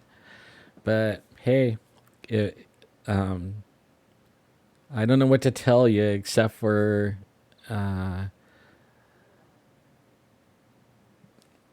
I'm not going to sit and lie to you. And even if it hurts me and people unsubscribe me and all that, I'm not going to change my story, because I'm going to tell you the truth. And I'm not going to start lying now. You know what I mean? But I hope you all enjoyed that one. It was hard to tell. There was a couple times there I almost broke up and started to cry. It because it was really a moving thing, like really touch. It really gets you. You know what I mean? Like even the Bigfoot thing. When you see a Bigfoot, I don't know how many of you guys have, and I don't think it's that hard to believe in them, because if you can, like I was thinking about that when I was out walking around today. If you say you live in a city, if you could get out of the city and go find some wild areas, or like creek bottoms or river bottoms and stuff like that, if you actually go in there and research, and look for evidence, and you by going on the internet and researching what Bigfoots do, you know what I mean, like and stuff like that, you could actually go. I would say anywhere where, and it doesn't even have to be far out of the city either. And sometimes it could be in the city, Like if there's a river that runs through your city that comes from, well, most rivers, come from the mountains and stuff like that. But if there's a river that runs through your city, you could probably start on the edges outside of the city at that river, and you might find that you might get a Bigfoot. You might find evidence, and you might even see one if you know what you're doing. My email. Are you asking for my email again? I wrote it somewhere. It's in there somewhere. You want me to do that again? Actually, you guys could find my email is in the YouTube. If you go to About, it has all those things. If you go to the last one, it's like About. If you go to that one, it has my email and all the contact information and stuff. Yeah. Oh, no, no, not me this time. Now you're asking for somebody else's.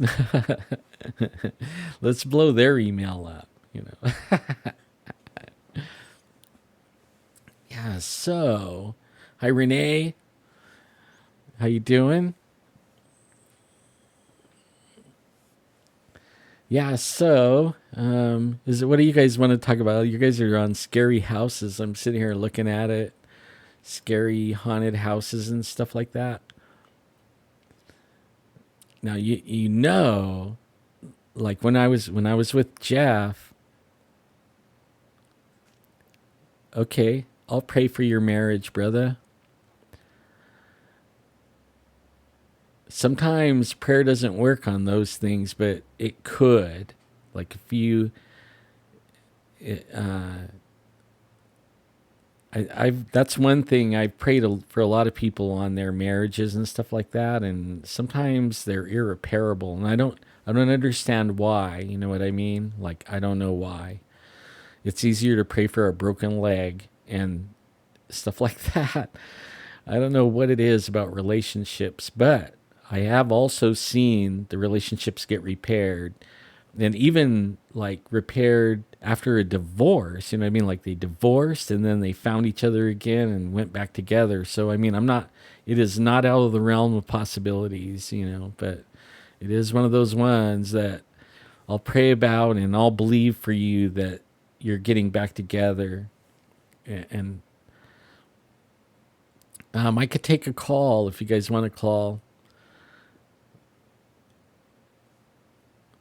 Man, it was fun. Like I went out with Ghost Wolf. He went with us. He came and picked me up at my house, and we went out to the spot.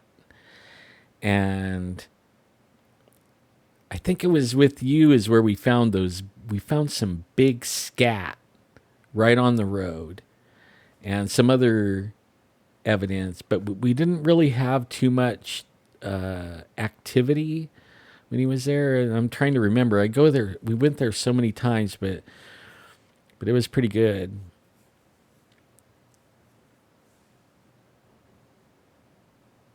Yeah. See, never get mad. Like I understand like getting mad at God. Sometimes I still do. You know what I mean? And I think He knows that how I learned to be with God is if you have kids, okay? If you have kids, think of think how you would treat your kids and how you would be with your kids and stuff like that. That's how He is with us. Like there's some things you can't do for your kids. You got to let them experience it on their own, and sometimes it hurts to sit back and watch. And I'm sure sometimes He's sitting back and going ouch. And then sometimes the kid can't forgive. They think that you should have saved the day and you couldn't. There wasn't anything you could do, but they thought you could, and then they hold it against you their whole life. And it's sad, but only we do the same thing with with God sometimes, and that's sad. Yeah, I've been trying to respond to all your guys's. If you notice, I've been trying to respond to everybody's things in the comments and stuff like that, and answering the comments. And I pick a couple of hours a week and sit down and reply to everybody and like the comments and stuff like that. But I read all the comments. Yeah, exactly. He allows us to learn the hard way. A lot of times we don't have to learn the hard way. We could actually read his word, and we could look at other people and see what they do, and we wouldn't have to learn it the hard way. But we do anyways, you know. I'm one of them guys. Like when I was younger, I I wanted to be successful, you know. And there was a lot of times I ran against the brick wall, and I hit that brick wall, and I couldn't knock it down. And I ran and hit it, and I hit it, and I hit it, and I hit it, and I hit it, until I learned there was another way around the brick wall, you know. Or the door wasn't locked, all I had to do was turn the knob, you know, and walk right through the door. But yeah, I was like the school of hard knocks, and I didn't listen to anyone hardly at all. I was really hard on that.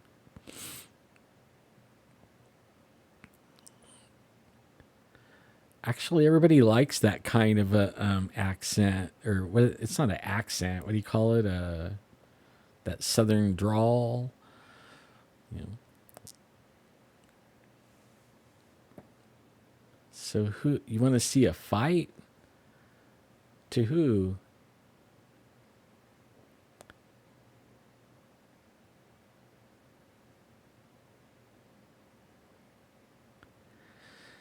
Yeah, yeah. L Shepherd. Um, can I tell you a story about my dad and me? Real fast. I'm starting to lose my internet, and I know it's not me. It's like I said when I first started that the router went out, but I could tell you my dad died at 48, and I'm almost 59. I'll be 59 in about a month. But and you know it's really weird. It was 1986 when my dad died.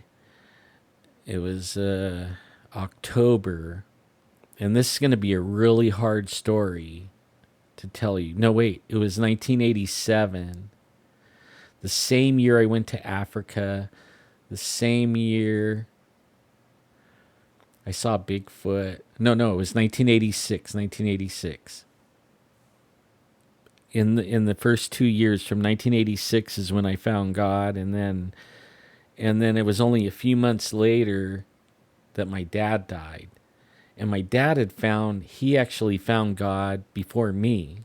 And we actually weren't on speaking terms, okay? He was a jerk. My dad was a freaking jerk. In fact, some of my sisters can't forgive him to this day for what he did. And I'm not even going to repeat what he did because it was not good. But he found God and he changed, right? But I wasn't even forgiving him at that point. And then I found God all by myself without no help with him or anyone. I found God. And then right after that, you know, I needed to learn some more about it. So that's when me and him, I started like getting to know him again.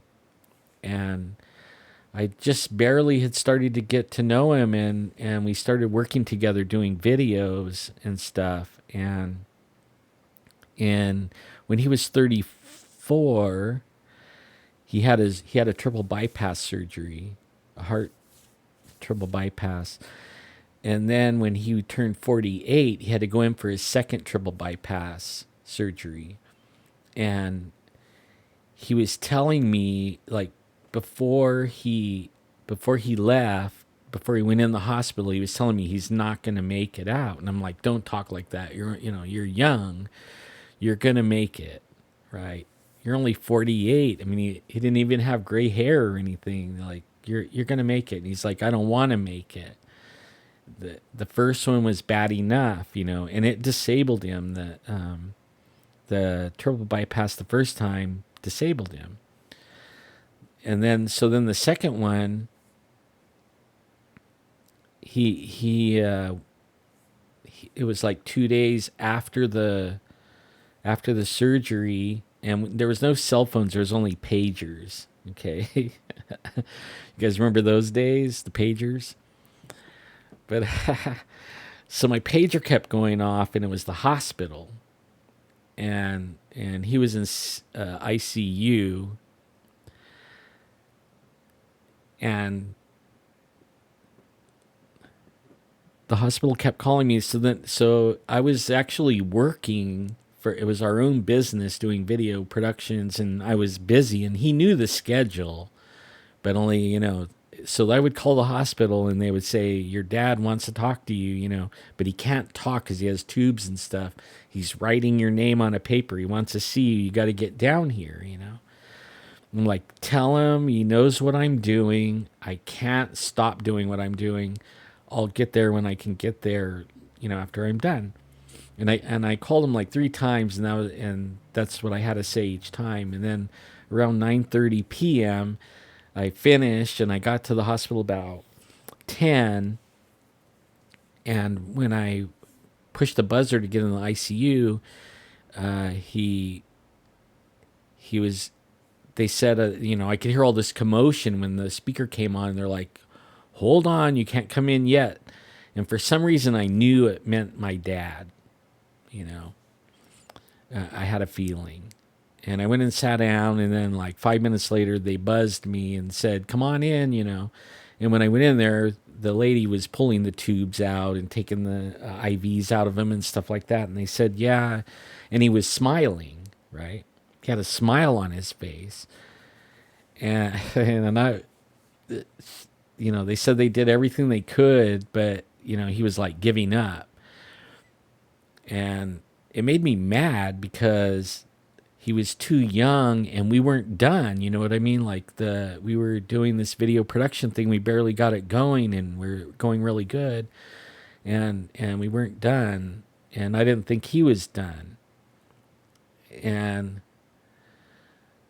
so and then I yelled at the nurse. She started saying all this stuff, and I got on her case. I was upset, and I told her, what do you put a smile on his face? That's not even funny, And she's like, I didn't put a smile on his face. I go, I seen the movies. I know you can like close their eyes and, make them do stuff. And I thought I blamed her on putting the smile on his face. And so you guys aren't going to believe this, probably. Another really trippy story.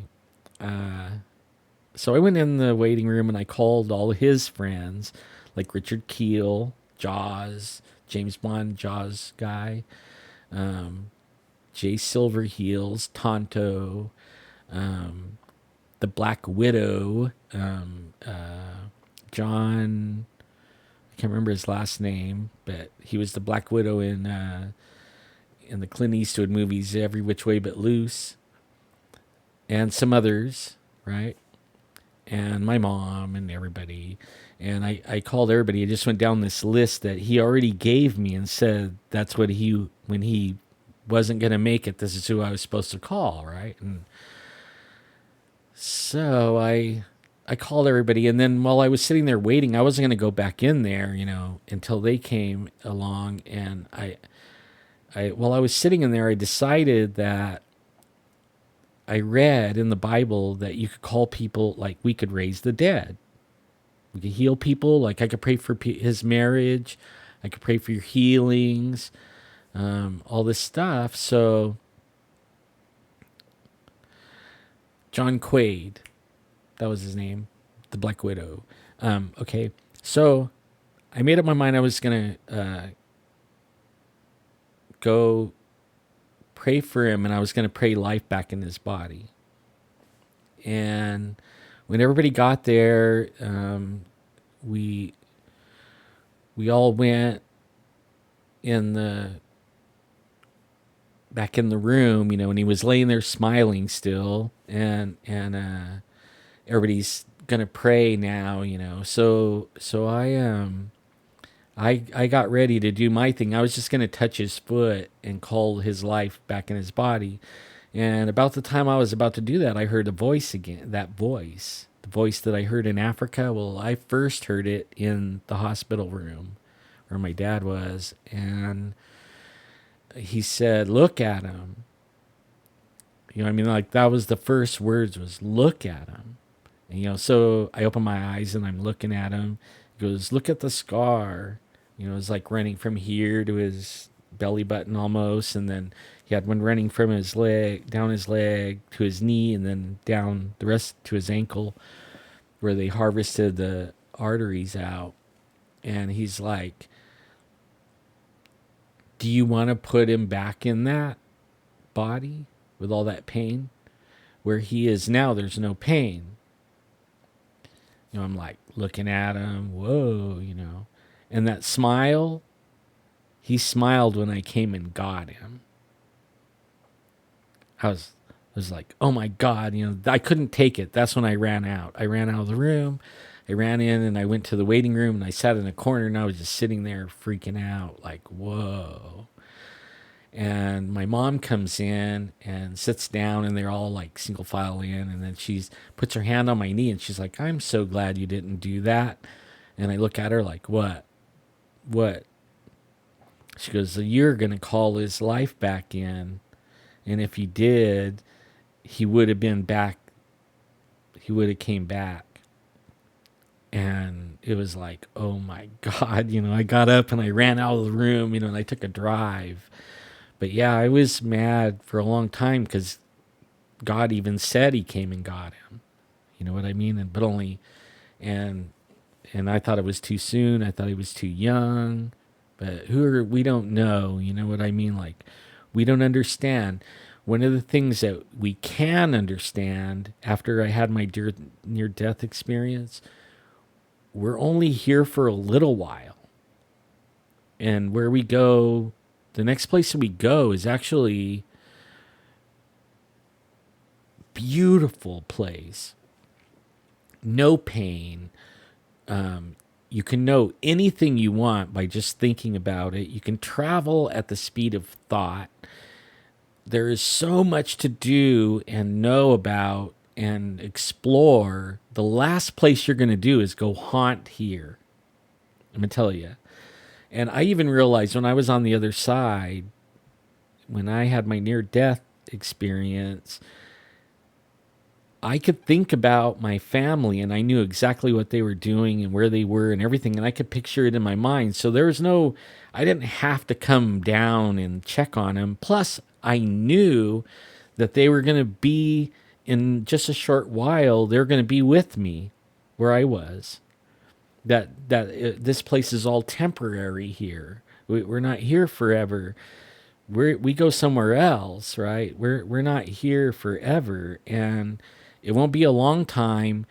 It might seem like a long time to us, but to them, it's only going to be a short time, and we'll be with them over there where they are. And I don't know anyone that's still here. You know what I mean? Like, down through history, everyone's left. You know what I mean? They're like, everyone is crossed over. If they're not over there, they're here. You know what I mean?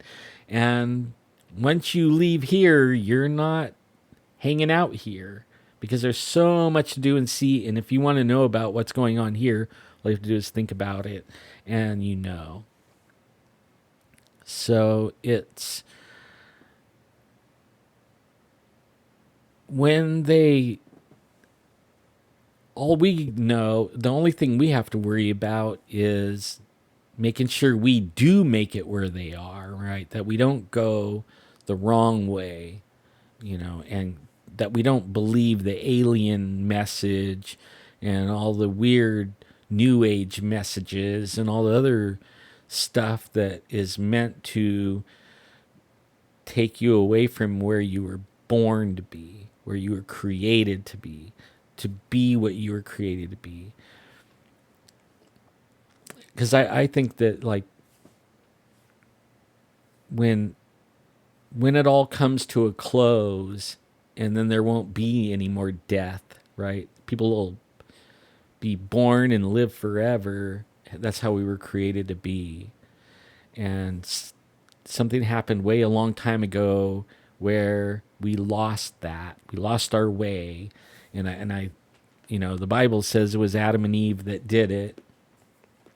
And then they cursed everything, the whole land and everything, and people say, well, if God was God, why is he so mean, that he did these? Well, really, we were the idiots. And it would, if it wasn't Adam and Eve, it would have been some other idiot, like me or somebody else that would have ruined it. You know, if we would have fall for that stupid narrative that this other side comes with, because they gave up their thing, and there's no hope for them. They can't even get forgiven or anything. In fact, that's one of the stories the aliens tell, is they mess up their planet, and they can't be forgiven for messing up their planet. So they're over here going to help us fix our planet because we're messing our planet up, and they're going to help us, right? Yeah, right. But you don't have to worry about your dad. He knows what's going on with you, and God, there was probably a reason for him to go. And sometimes we won't know until we're with them, And I mean, it's just like life. Everyone dies, and some are sooner than others. Some don't even live a week, and then or even a day. Some people live a few days. Like when I was in Africa, all the people, most of the kids died before they were 5 because of AIDS. And then I was going to go swimming in a lake, and there was a bunch of little kids, and they were all swimming, and it looked so good, and the water was clear, and I could see the bottom, and I had dirt all over me. I'm like, man, I'm going to get in the lake with these kids, and I started shucking my clothes, and everybody's like, don't get in the water, it'll kill you. And I was like, what? And they started telling me about how these things go burrow through you skin and get in you, and they kill you. Little bacteria disease stuff. And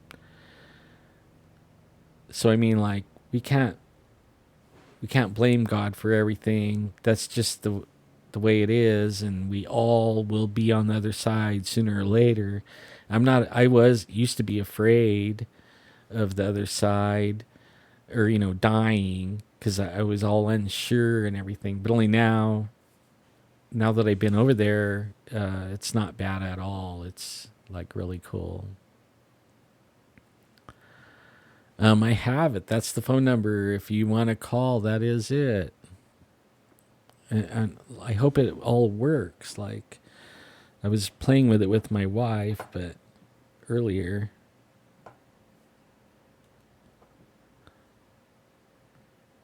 But yeah, so far nobody's called that it says.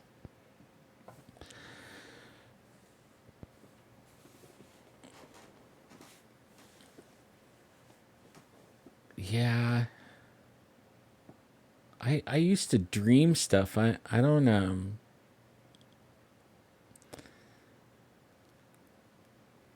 the only time do I have your number written down, or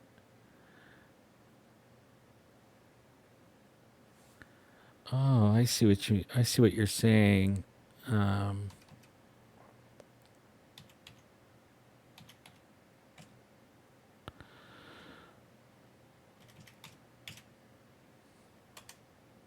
there you go.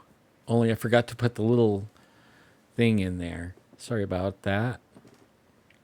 Yeah, you know what I was noticing when I copy the chat. If I go a long time, like I did tonight, like I've been on 2 hours and 9 minutes. It says when I do these long ones, somewhere the chat disappears, and I can't get all the chat sometimes, and that kind of trips me out. But yeah, the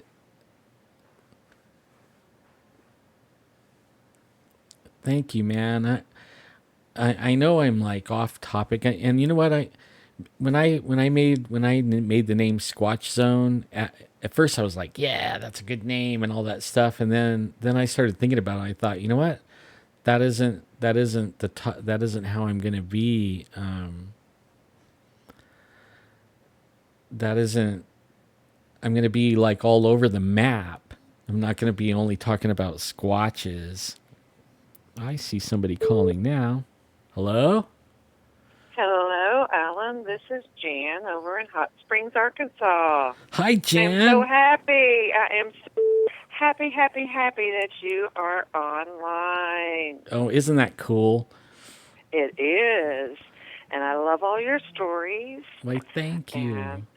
I follow just about everybody. But like I've told you several times before, you have always been my favorite, sweetheart. Well, you're my Because favorite, you or one of my exude. favorites. Well, yeah, don't single me out. You exude so much love to everyone, and I so appreciate that. And it's just a highlight of my evening to be able to tune in. Sometimes I'll tune back and listen to you on YouTube again, even after it's all finished. And it's just so refreshing to um, get to listen to someone that you feel connected to. Well, I'm And glad you feel connected. Like oh I that yeah, that's kind of like what I wanted to do, was connect with everyone uh huh. and be real. You know what I mean? There's so many people that's trying to be something they're not on YouTube, and I mean Oh, definitely. I watch Especially, them. oh yes, I've noticed that in the Bigfoot world a lot with all the people that are becoming pseudo celebrities, and it's just, and then they fight amongst themselves, and it's really kind of sad. I still do attend 3 conferences each year. The one here in Arkansas, the one over in Honolulu, Oklahoma, and then I get to go down to Jefferson, Texas. But you know, there's something I've noticed.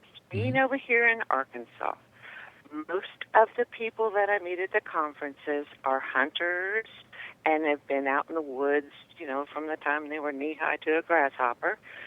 And I do not hear the stories of a UFO, lights, or infrasound. Well, a little bit of infrasound because people say they get sick, and that could be very well from them putting out a different um, part of their roar or their noises that they can make at such a lower decibel level that Right. it does affect you.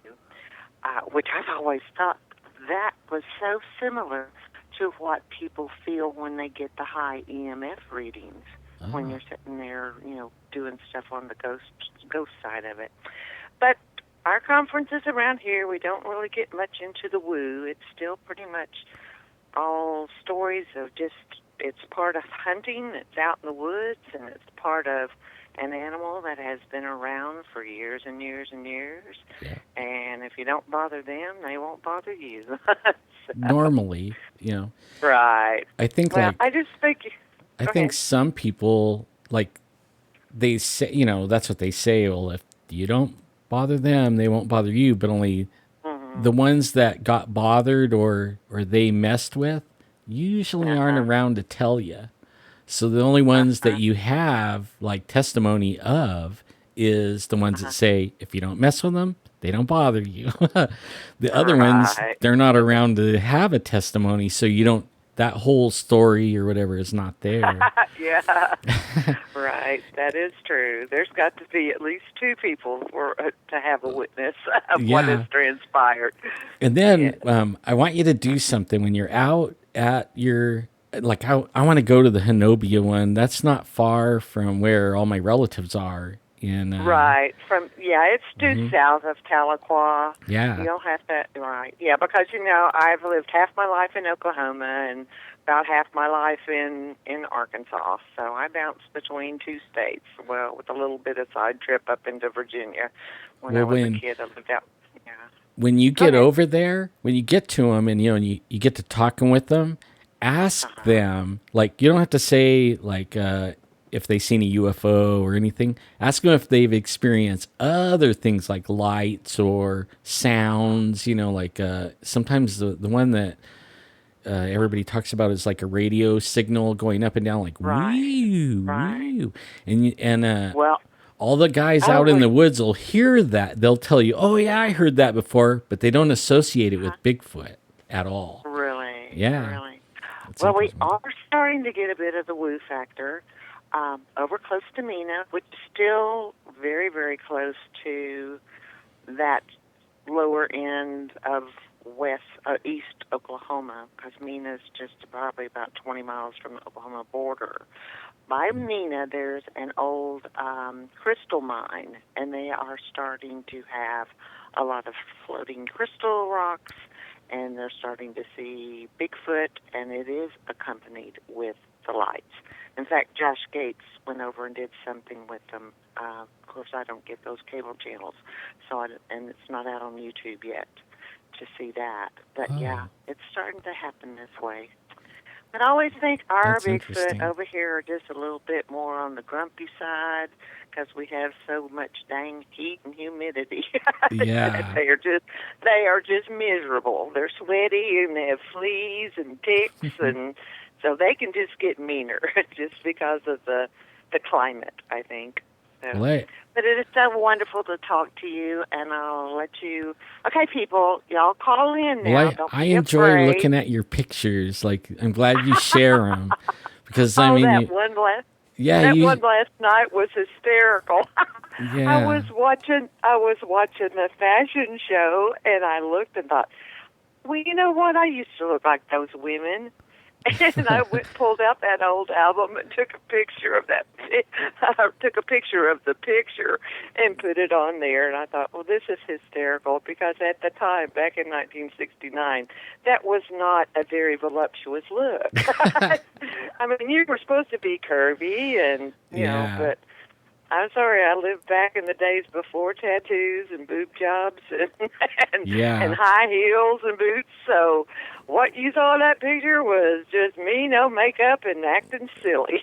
So, Well, that's yeah. cool because that means like you're real, like everyone else. I mean, like, Oh, not. yeah. Yeah, Right. I always trip out on the people that put pictures of their self, or they don't put. Hmm. You don't see no pictures of them. It's all drawings or Indian wolves or squaw drawings or Oh, whatever.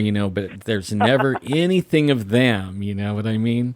And I always don't well, trust you don't those. see much of me. I don't. I shy from the camera. In fact, I don't even look over at the mirror when I get ready to get in the shower anymore. Oh, neither do So, I. I'm I'm 66, sweetheart, and those good days are already past. Oh, But wow. Cool. anyway, just want to tell all the folks in chat it's been a cool evening. And this is what I love about your show. Even though we've got these little side conversations going on, we're still listening to you. So don't think that we're not, Alan. I listen. I've got a brain that can listen to you and talk to the other folks at the same time. Well, I think it's But cool that I mean that's what the yeah, whole idea was of having the that chat. Like I oh was I that's what I was doing on the Paranormal Central show really. Was yeah. I was letting Jeff talk and I hardly ever heard a word he said, but only I was chatting with everyone. And I I thought, wow, wouldn't it be know. cool to go live and actually say what I wanted to say for Right, and right. and get Well, involved in the chat where he doesn't get involved in the chat. And right. I wanted to Yeah. make like that the centerpiece of it, make everybody there. Uh-huh. That's what's important is everyone, not me Yeah. so much. Well, I sure wish we could someday meet up for the Honeybee thing. The beautiful thing about that um, particular conference is you can go over and you can camp in your tent right Oh, there on the grounds. It's held at Christ 40 Acres, which was a big church camp for many, mhm. many years. And that's where they hold it. What So year? What part of the year is it? it's always the week before the one in Texas, so it'd be like the first weekend in October. Okay. It's usually the first weekend in October. Maybe I And can schedule a trip because my wife wants to go. ah, Her mom just left, and they about a few days ago, and yeah, they went back to Tahlequah. yeah, they're going back to Telequoff, and they were in Oregon visiting the family over there, and then and drove, and I couldn't believe how fast they made it because they drive 30 miles an hour, and they stay in a motel every night. It was like, how in the world do they get there so quick? It should have took them Oh, 2 weeks. yeah. Well, it always took. I always had to stay overnight when I'd leave Oklahoma City to go out to Redlands, California, to visit my dad, Yeah. and I never could make it all in a straight shot. But it was 2 hard days just going out from Oklahoma City. Well, I know they go the south way too, like all the way Oh, all the way south. down I-10. Oh. Yeah, they don't I always even. took I-40 over to Flagstaff, Hmm. then dropped down to I-10. From Flagstaff down to Phoenix, and then shoot on over. Well, they're Through afraid of driving in the Quartzsite. snow. Yeah, depends on what time of year Yeah. that you try to make the trip. Okay, well, all you folks in chat, do not be afraid to call in. In fact, it is easier to call in and talk to Alan than it ever is to call in and talk on Paranormal Central. So, Wait, thank but you, Jan. sweetie, let me get off the line so maybe Okay. somebody else will have the urge to give you a call. All right. We'll Okay, talk I love you. again. Okay. Love you too, Guy. You Okay. are just fantastic. Good night. Okay. Good night. I'm not sure how to turn it off. Oh, I guess it turns itself off, huh? Well, that's good. And did I miss one? Interesting. I'm gonna have to get used to this phone thing, but it's kind of cool, huh? That was really nice. Thank you, Jan, so much. I really enjoyed that, and I'm glad that the thing worked. There for I probably been messing with it for a month, and I couldn't figure out what was going on. I'm doing it different than anyone else. See, I'm using this thing called a iRig 2, and it was humming. Here we go. Hello? Hello, Hello. Alan. Yes. Did I get through? Yeah, you did. All right, awesome. Well, I just want to say first, I love the show so much. Thank And you. chat, I love everybody in chat. Me too. And the more the merrier too. It gets really fun Yes, to watch, huh? To read the yes, stuff. it does. And I've been learning a whole lot from everybody. So it's a good resource, I think, for learning too. That's cool. And who is this? Is this Amanda? This is Amanda. You Amanda don't L. you don't sound bad. I thought, here I Well, was, good. I thought I was going to hear some Chinese or something, the way you were talking. No, So it'd be no, I'm in the Appalachia area in East Tennessee. ooh, So, way across the country from you. that's And I where hope I don't take too long. my family's from over there, on my dad's Oh, side. really? Yeah, they're from Marysville, Yes, something I like know that. where Maryville is. Like Yes, outside of Knoxville, something like that. yes, that's where I am. I'm like an hour and a half from Knoxville. Oh, really? So all my dad's Mm-hmm. side of the family lives over there, mostly. Okay. Wow, so they're right around the corner from where I'm at. And if they're not Um, there, they're all the way in Florida that way. oh, You know. well, I think right now with this weather, I would rather be in Florida. Yeah. It's being cold. Man, Um, it's hot here Go ahead. I'm still. sorry. It's hot in California still. We're just now starting to cool off, kind of. But it's Oh, it's pretty chilly. We've got out winter coats. really. Um, mhm. Yep, we sure do. But over here on this side and in the mountains, it's a little cooler, even in like Middle Tennessee and down that way. Well, I heard I the Bigfoots are meaner there. well, I haven't seen a Bigfoot. I've heard people talk about like older people when they were growing up about they never called on the Bigfoot. They called on other things, but they have seen some things. Now, my grandparents have seen a Bigfoot where they live, which you'll have to Google Shady Valley. It's a super small town, and that's sort of where I'm from. That's where they live right now, and that's where they saw it. It's coming across the mountain because they actually have to drive over a mountain anytime they go anywhere, even, to Walmart or wherever. Oh They go yeah. across the mountain.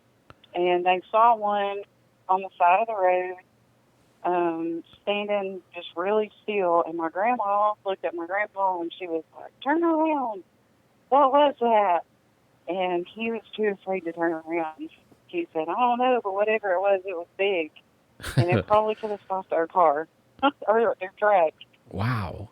I've never seen one, and they said it just stood really still. The part they thought was odd is this is a really rural area, like right next to the National Turkey Forest. Oh. They said right after that there was probably 6 or 7 police cars that took off in towards that direction, Oh wow. which is really rare because this is way out in the country. Like 6 or 7 police cars is taking up a lot of the police force, You think especially there's late at only, night. yeah, there'd be only one out there, right? Instead of Yeah, 6. maybe 4 or 5 normally. But I Oh, told her, maybe it's not local police. Maybe there's, who knows? wow. There could be something else going on. I Yeah. actually had kind of a ghost story, Really? and maybe somebody will know more of what it's about than I do. It sort of started, that's why I was kind of wondering if it could be a genetic thing.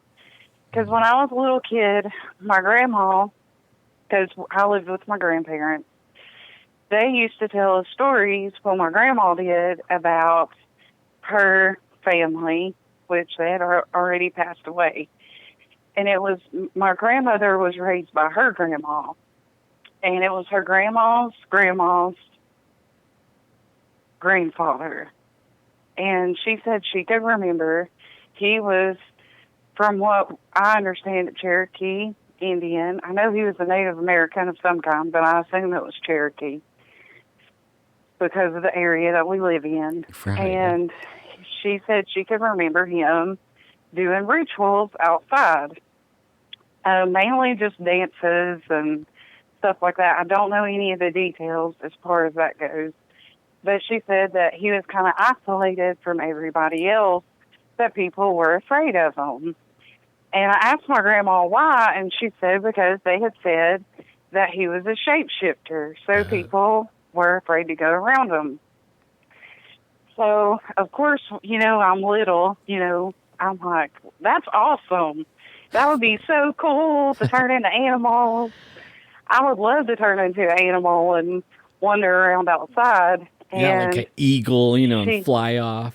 Yeah. yeah, I was like, that would be awesome.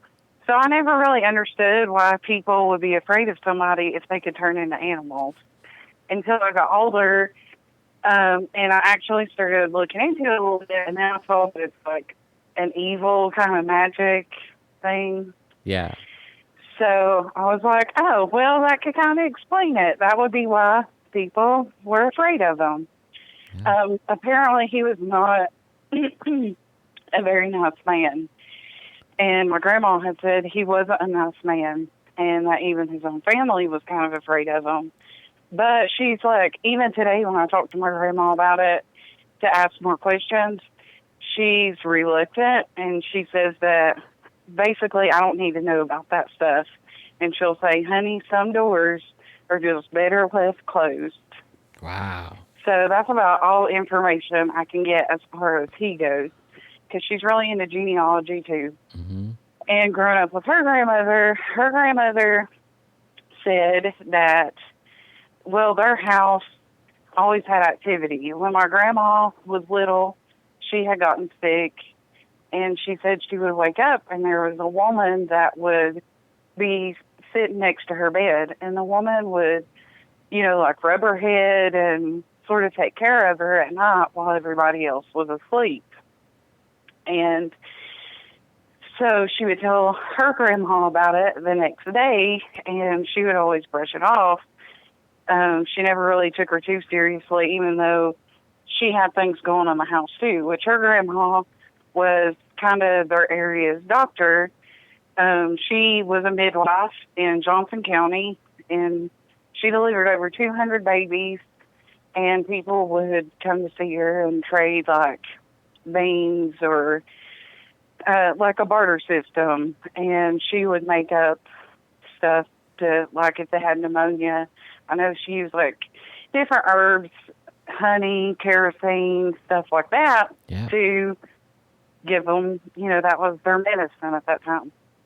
So anyway, so she grew up in that house, and there was always activity, so much so that the neighbors' hunting dogs had got out and got in the house. They demolished the house. Nobody even got up out of bed to see what was causing the problem, because they always heard so much noise at night. And then when they got up that morning, the house was demolished, and here were these dogs in the house. Whoa. So my grandma then, when she got married, moved into another house with her husband. They had problems there, which I know, like, she told me a story, and I know they're bad, but she was young. She was a young mom, and my mom was a teenager. My grandma was not much, she was still pretty young. She was 16 when she had my mom. So they had played in a Ouija board, which boy. I know is bad. But they did, just out of curiosity. And she said back then, she would hear kids all the time outside, even when all the kids were in school. And anyway, it had said some pretty horrible things to them about them, demons, and they were coming to get them and all this crazy stuff. So, of course, I was warned about that as I turned into a teenager, to avoid. But now her current house, and even she was in Georgia, the neighbors would say people were at home when nobody was there. She said you would hear a phone ringing, and it wasn't her phone. So they just heard noises pretty much. Even when she lived in Georgia, it was right outside Savannah. So when she moved back and she moved to Shady Valley, which is where she lives now, the next door neighbors, they were trying to level out some land, which granted the activity was going on the entire time, but they were leveling out some land for their horses, because my grandparents live on a 40-acre farm. Cool. And their neighbors started unearthing these human bones. Uh-oh. So they just covered them back up. They were thinking that it could be Native American bones, because we know that their property used to be Native American property, but, I'm not real sure. I haven't looked into that a whole lot. Right. So as I was a kid growing up there, we were always terrified, but it got worse when I got older. I had lived with my mom for a while, off and on, but then I moved back in with my grandparents, and I was an older teenager. and I had a little dog, and my little dog would sleep in bed with me at night, and every hair on his body would stand up, and he would growl at the corner of my room, and it was so dark I couldn't see anything, but it was like something was in there. He knew something was in there. Um, Also, when I was probably about 12 or 13, I would sleep at night and have terrible nightmares that I was being attacked or killed, and it was always something scary looking. And I would wake up at night like paralyzed with fear. I don't think that it was like a supernatural thing that was paralyzing me. I guess it could have been, but I was just so terrified that I couldn't speak. I couldn't yell. I couldn't yell for my grandma because I was so afraid. That sounds like my And wife. My wife was doing that same thing.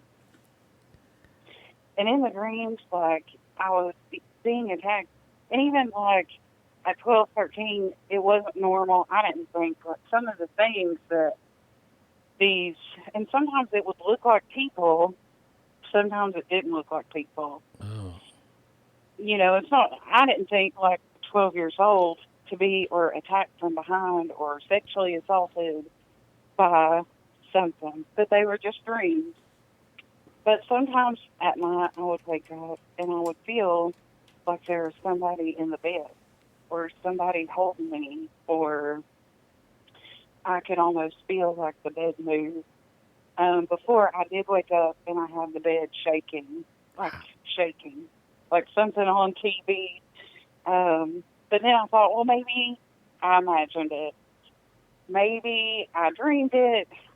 You know, I even went so far as thinking, well, you know, I was a teenager, but it just kept happening. It was an ongoing thing. Um, when I got a little older, and I still stayed there. I was in school. I had a boyfriend, and he came over. We went over there to stay, or because we would stay with him sometimes a couple of weeks at a time. And my grandparents were out of town this one particular time, and he was laying in bed asleep at night, and I was in across the other side of the house watching TV, and he was like, "I can't sleep." I was like, "Oh, what's wrong?" And he said, "I hear voices." He's like, it sounds like a crowd of people in that room talking. I told him to shut up.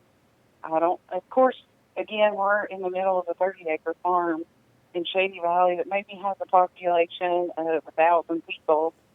I mean, we don't even have a stoplight. So it's a real rural area. Obviously, there wasn't people there. right. Um, so he heard things too. I think I've seen more than everybody else that stayed there.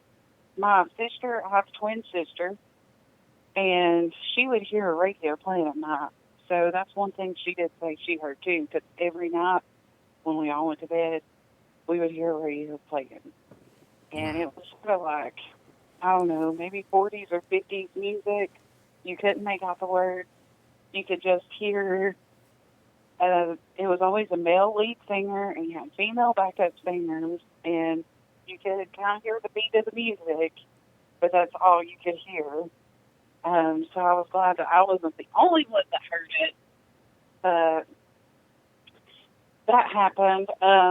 Also, I've been there when you'll hear people come in and walk across the floor and doors open and slam when you know that they're locked on the outside.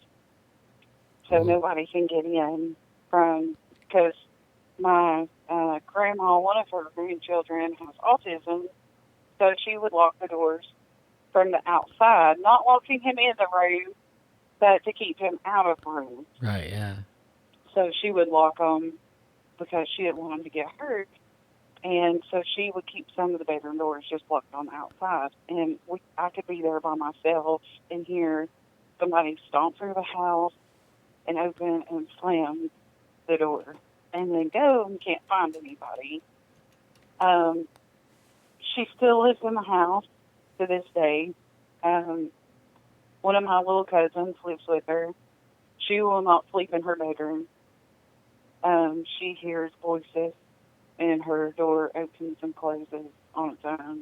Whoa. And my uncle, he said that a woman wakes him up at night saying his name, but nobody's ever there.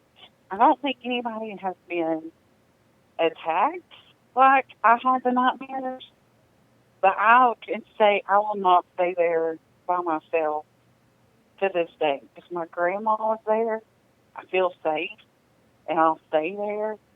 Um, if my husband was, even if my husband was there, I wouldn't stay there today. But I'm sort of wondering, because they're talking about moving, if this is going to be a problem that follows them. Because she is always, and that's why I was sort of wondering, because it seems to be focused at her house.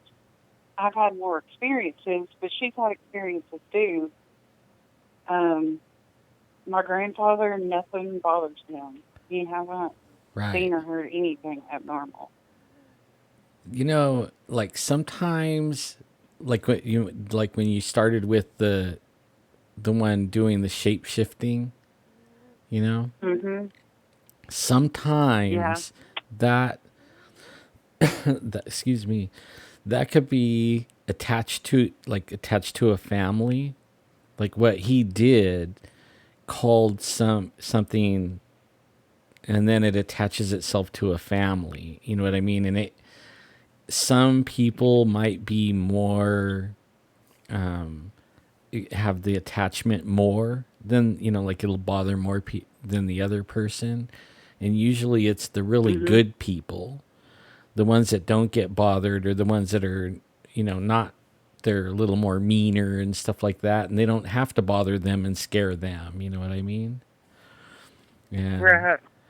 but only there's a way to get rid of it, though. You could break that curse. It's like a generational curse, and you could pray that off. That generational curse, you could break Because it. at night I couldn't speak, but I would lay in bed and pray, and Mm. I would, say, please, you know, please help me. And I would really lay and pray, and this is when I was younger.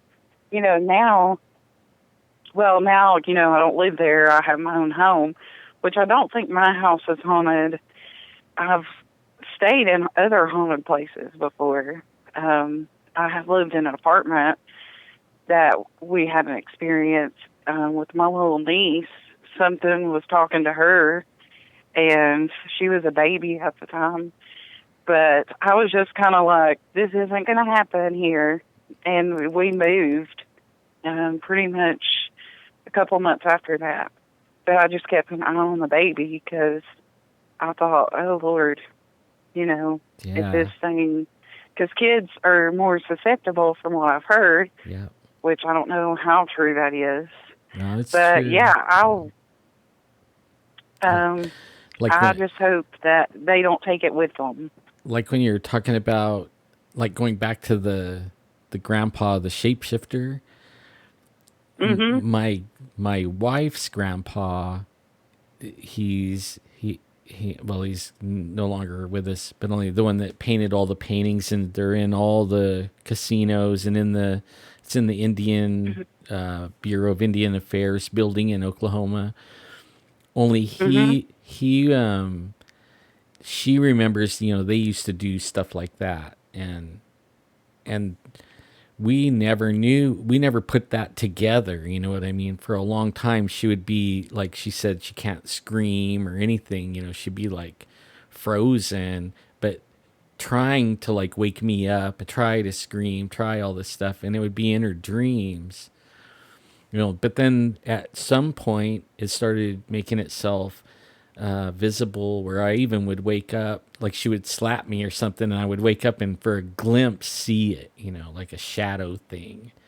And Mhm. and it started helping me to learn to pray, which way, how, But I mean, it took a long time. I'm not saying the first time I tried getting rid of it, I got rid of it. It was years of trial and error, of what, And you know.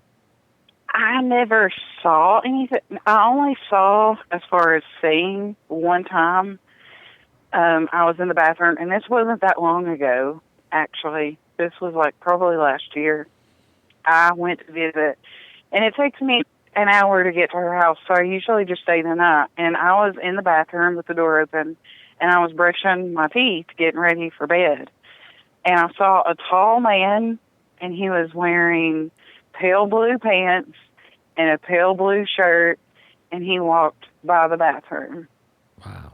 And I was like, And so I thought maybe it was my uncle, because he had already went to bed, but there wasn't a soul up. And I told my grandma, and she was like, well, it's not the dead we have to worry about, it's the living. Yeah. And just kind of like, it'll be okay. And so I went back to bed. She's actually right about that. I mean, Yeah. the living ones are more scarier and can hurt us. Yeah, but I'm just not convinced that it's a person Right. that's there.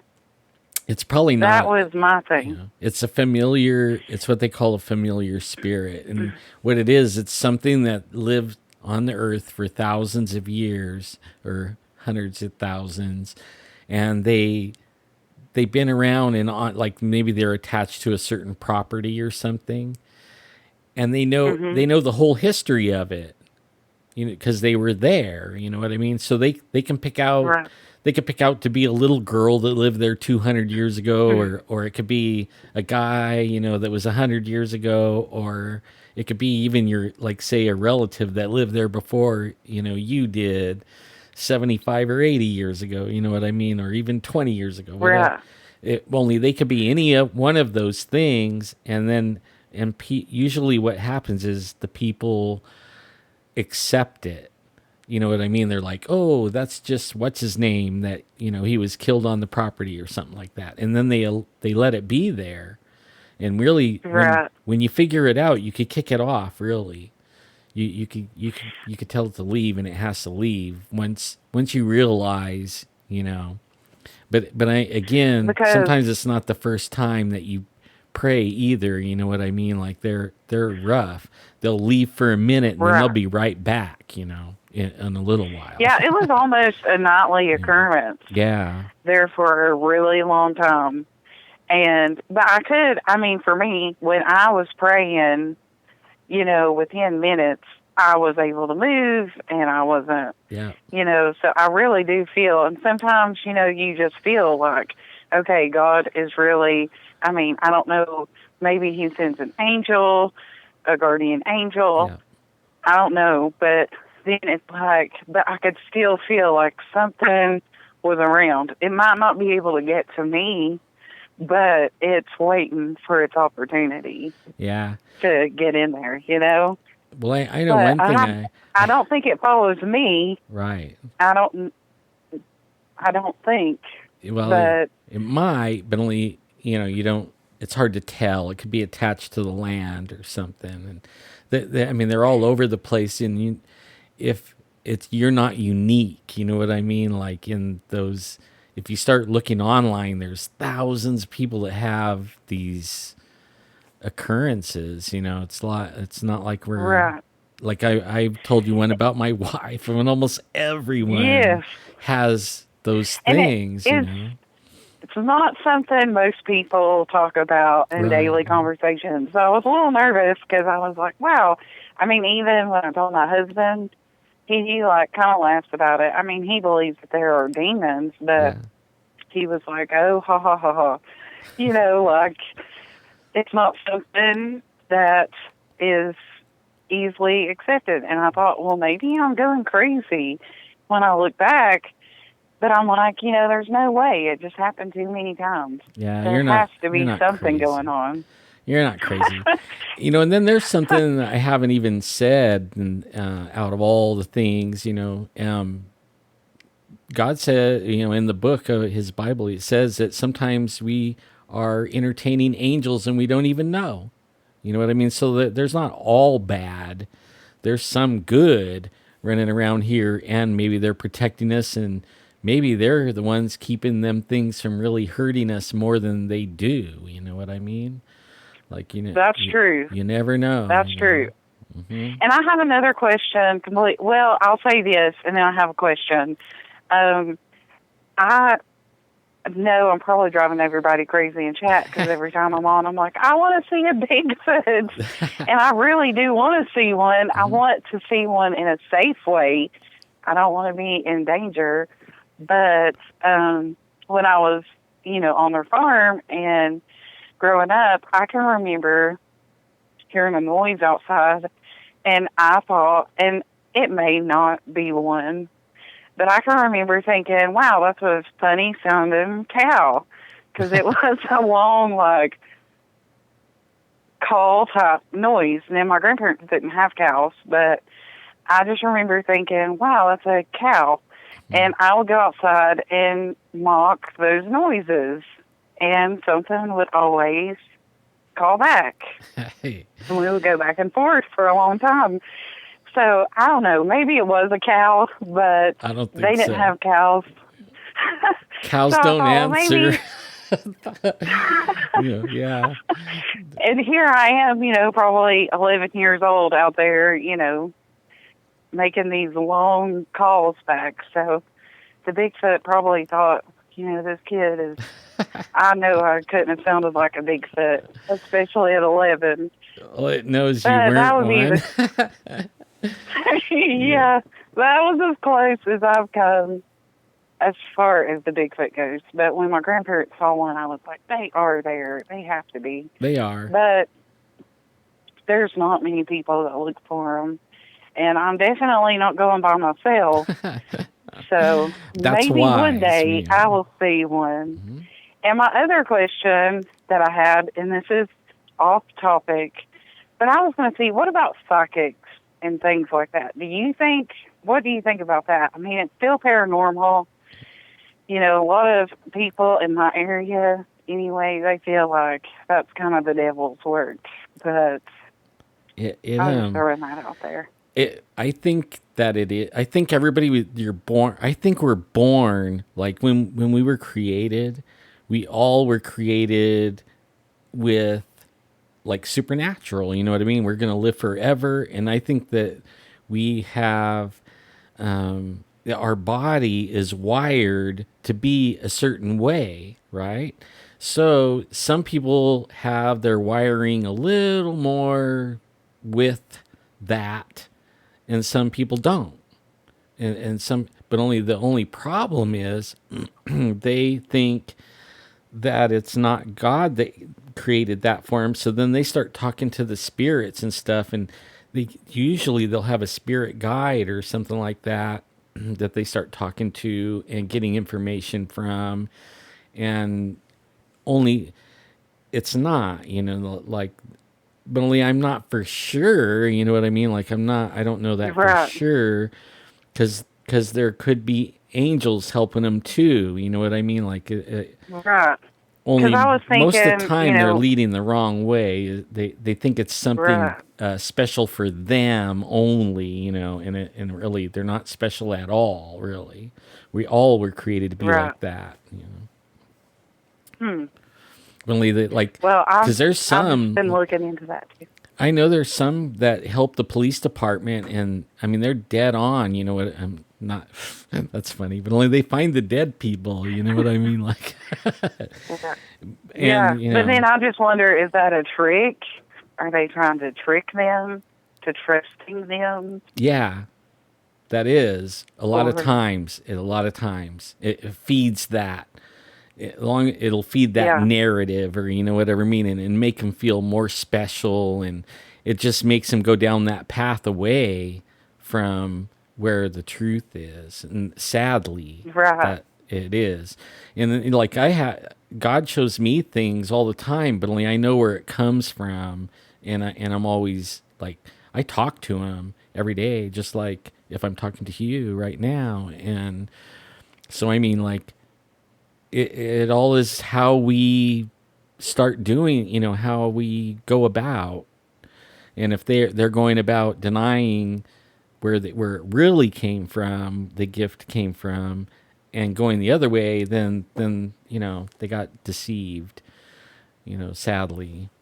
And then maybe I Yeah. am, but hopefully I'm not deceived so bad, I don't that. think so, Alan.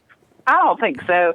And I have to say, I know a lot of people don't believe the same way I do, and that's completely fine. I respect their opinions Same. and what they believe, but, since I've been watching your show, I feel like it has helped me in my relationship with God. Well, that's good. I'm glad to hear that. I really do. It's made me sort of put everything together as far as with the paranormal.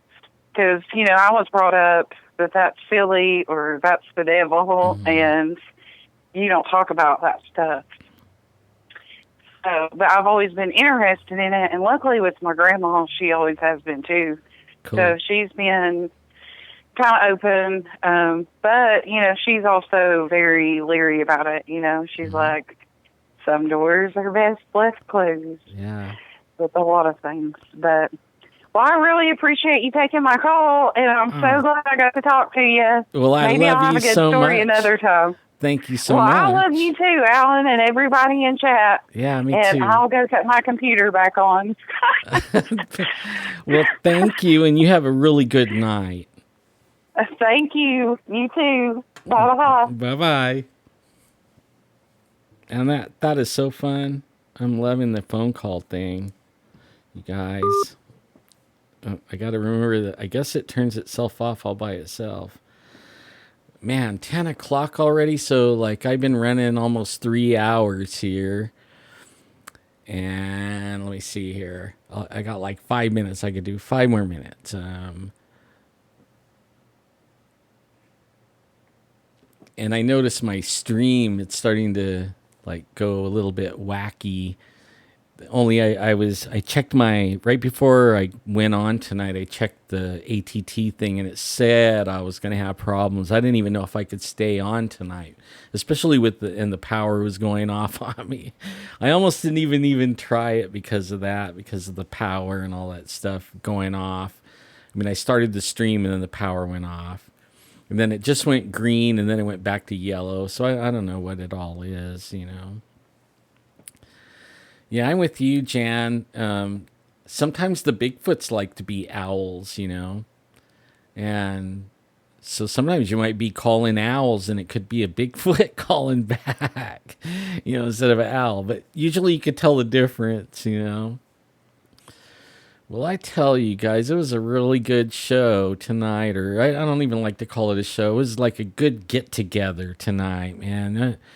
You guys are really cool, and it was kind of like I bared my soul a little bit tonight, and I'm not used to bearing my soul, but for some reason I just feel like I can, and it doesn't matter what anybody thinks.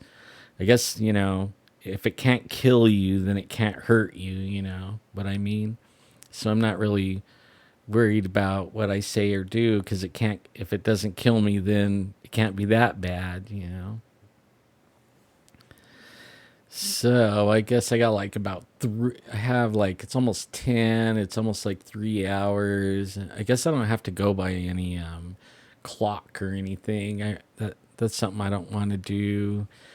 I could have said, oh, I'm done in an hour, only I felt like I'll go till I can go, however long. And the other one, yeah, this time I started off earlier, but I know it's 10. It's getting 1 o'clock in the morning on the other coast compared to this coast. And I don't like to keep people. I know some people stay up late, but I don't want to be the reason everybody stays up late, for sure. Why, thank you. 1202. So you're in the middle between the other coast and this coast.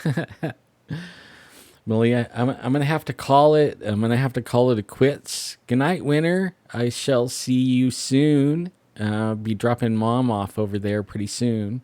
I think tomorrow or the next day. I'm not sure. And I want to say I love all you guys. Seriously.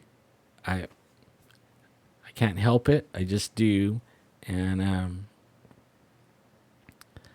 I think y'all are great. What is it everybody always says on YouTube? And I don't even like quoting them, but oh yeah, way before before I go, I added more I added more merchandise on the T-shirt thing, Teespring, and you can. I'll put a link on here on this video. I'm going to put a link, and the one that I have on the picture on my YouTube, the cover picture, there's a link in the corner up there for the t-shirt thing. If you click that link or the link on this video and all the videos after this one, it's going to have free shipping. So, free shipping for Christmas. You know, you can buy them or don't buy them. I'm trying to raise money for a computer, so but if that's not your game, don't worry about it. And then I want to thank everyone for sending all the stuff, especially Pam. Man, Pam sent me a whole box full of stuff. My wife went through it, but I haven't had time. I was sick for a few days.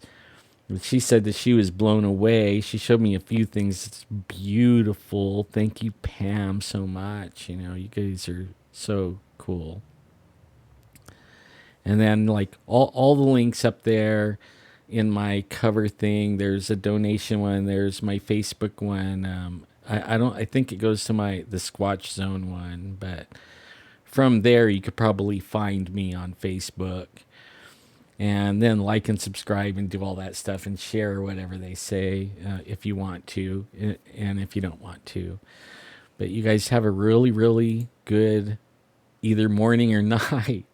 And I will see you again soon.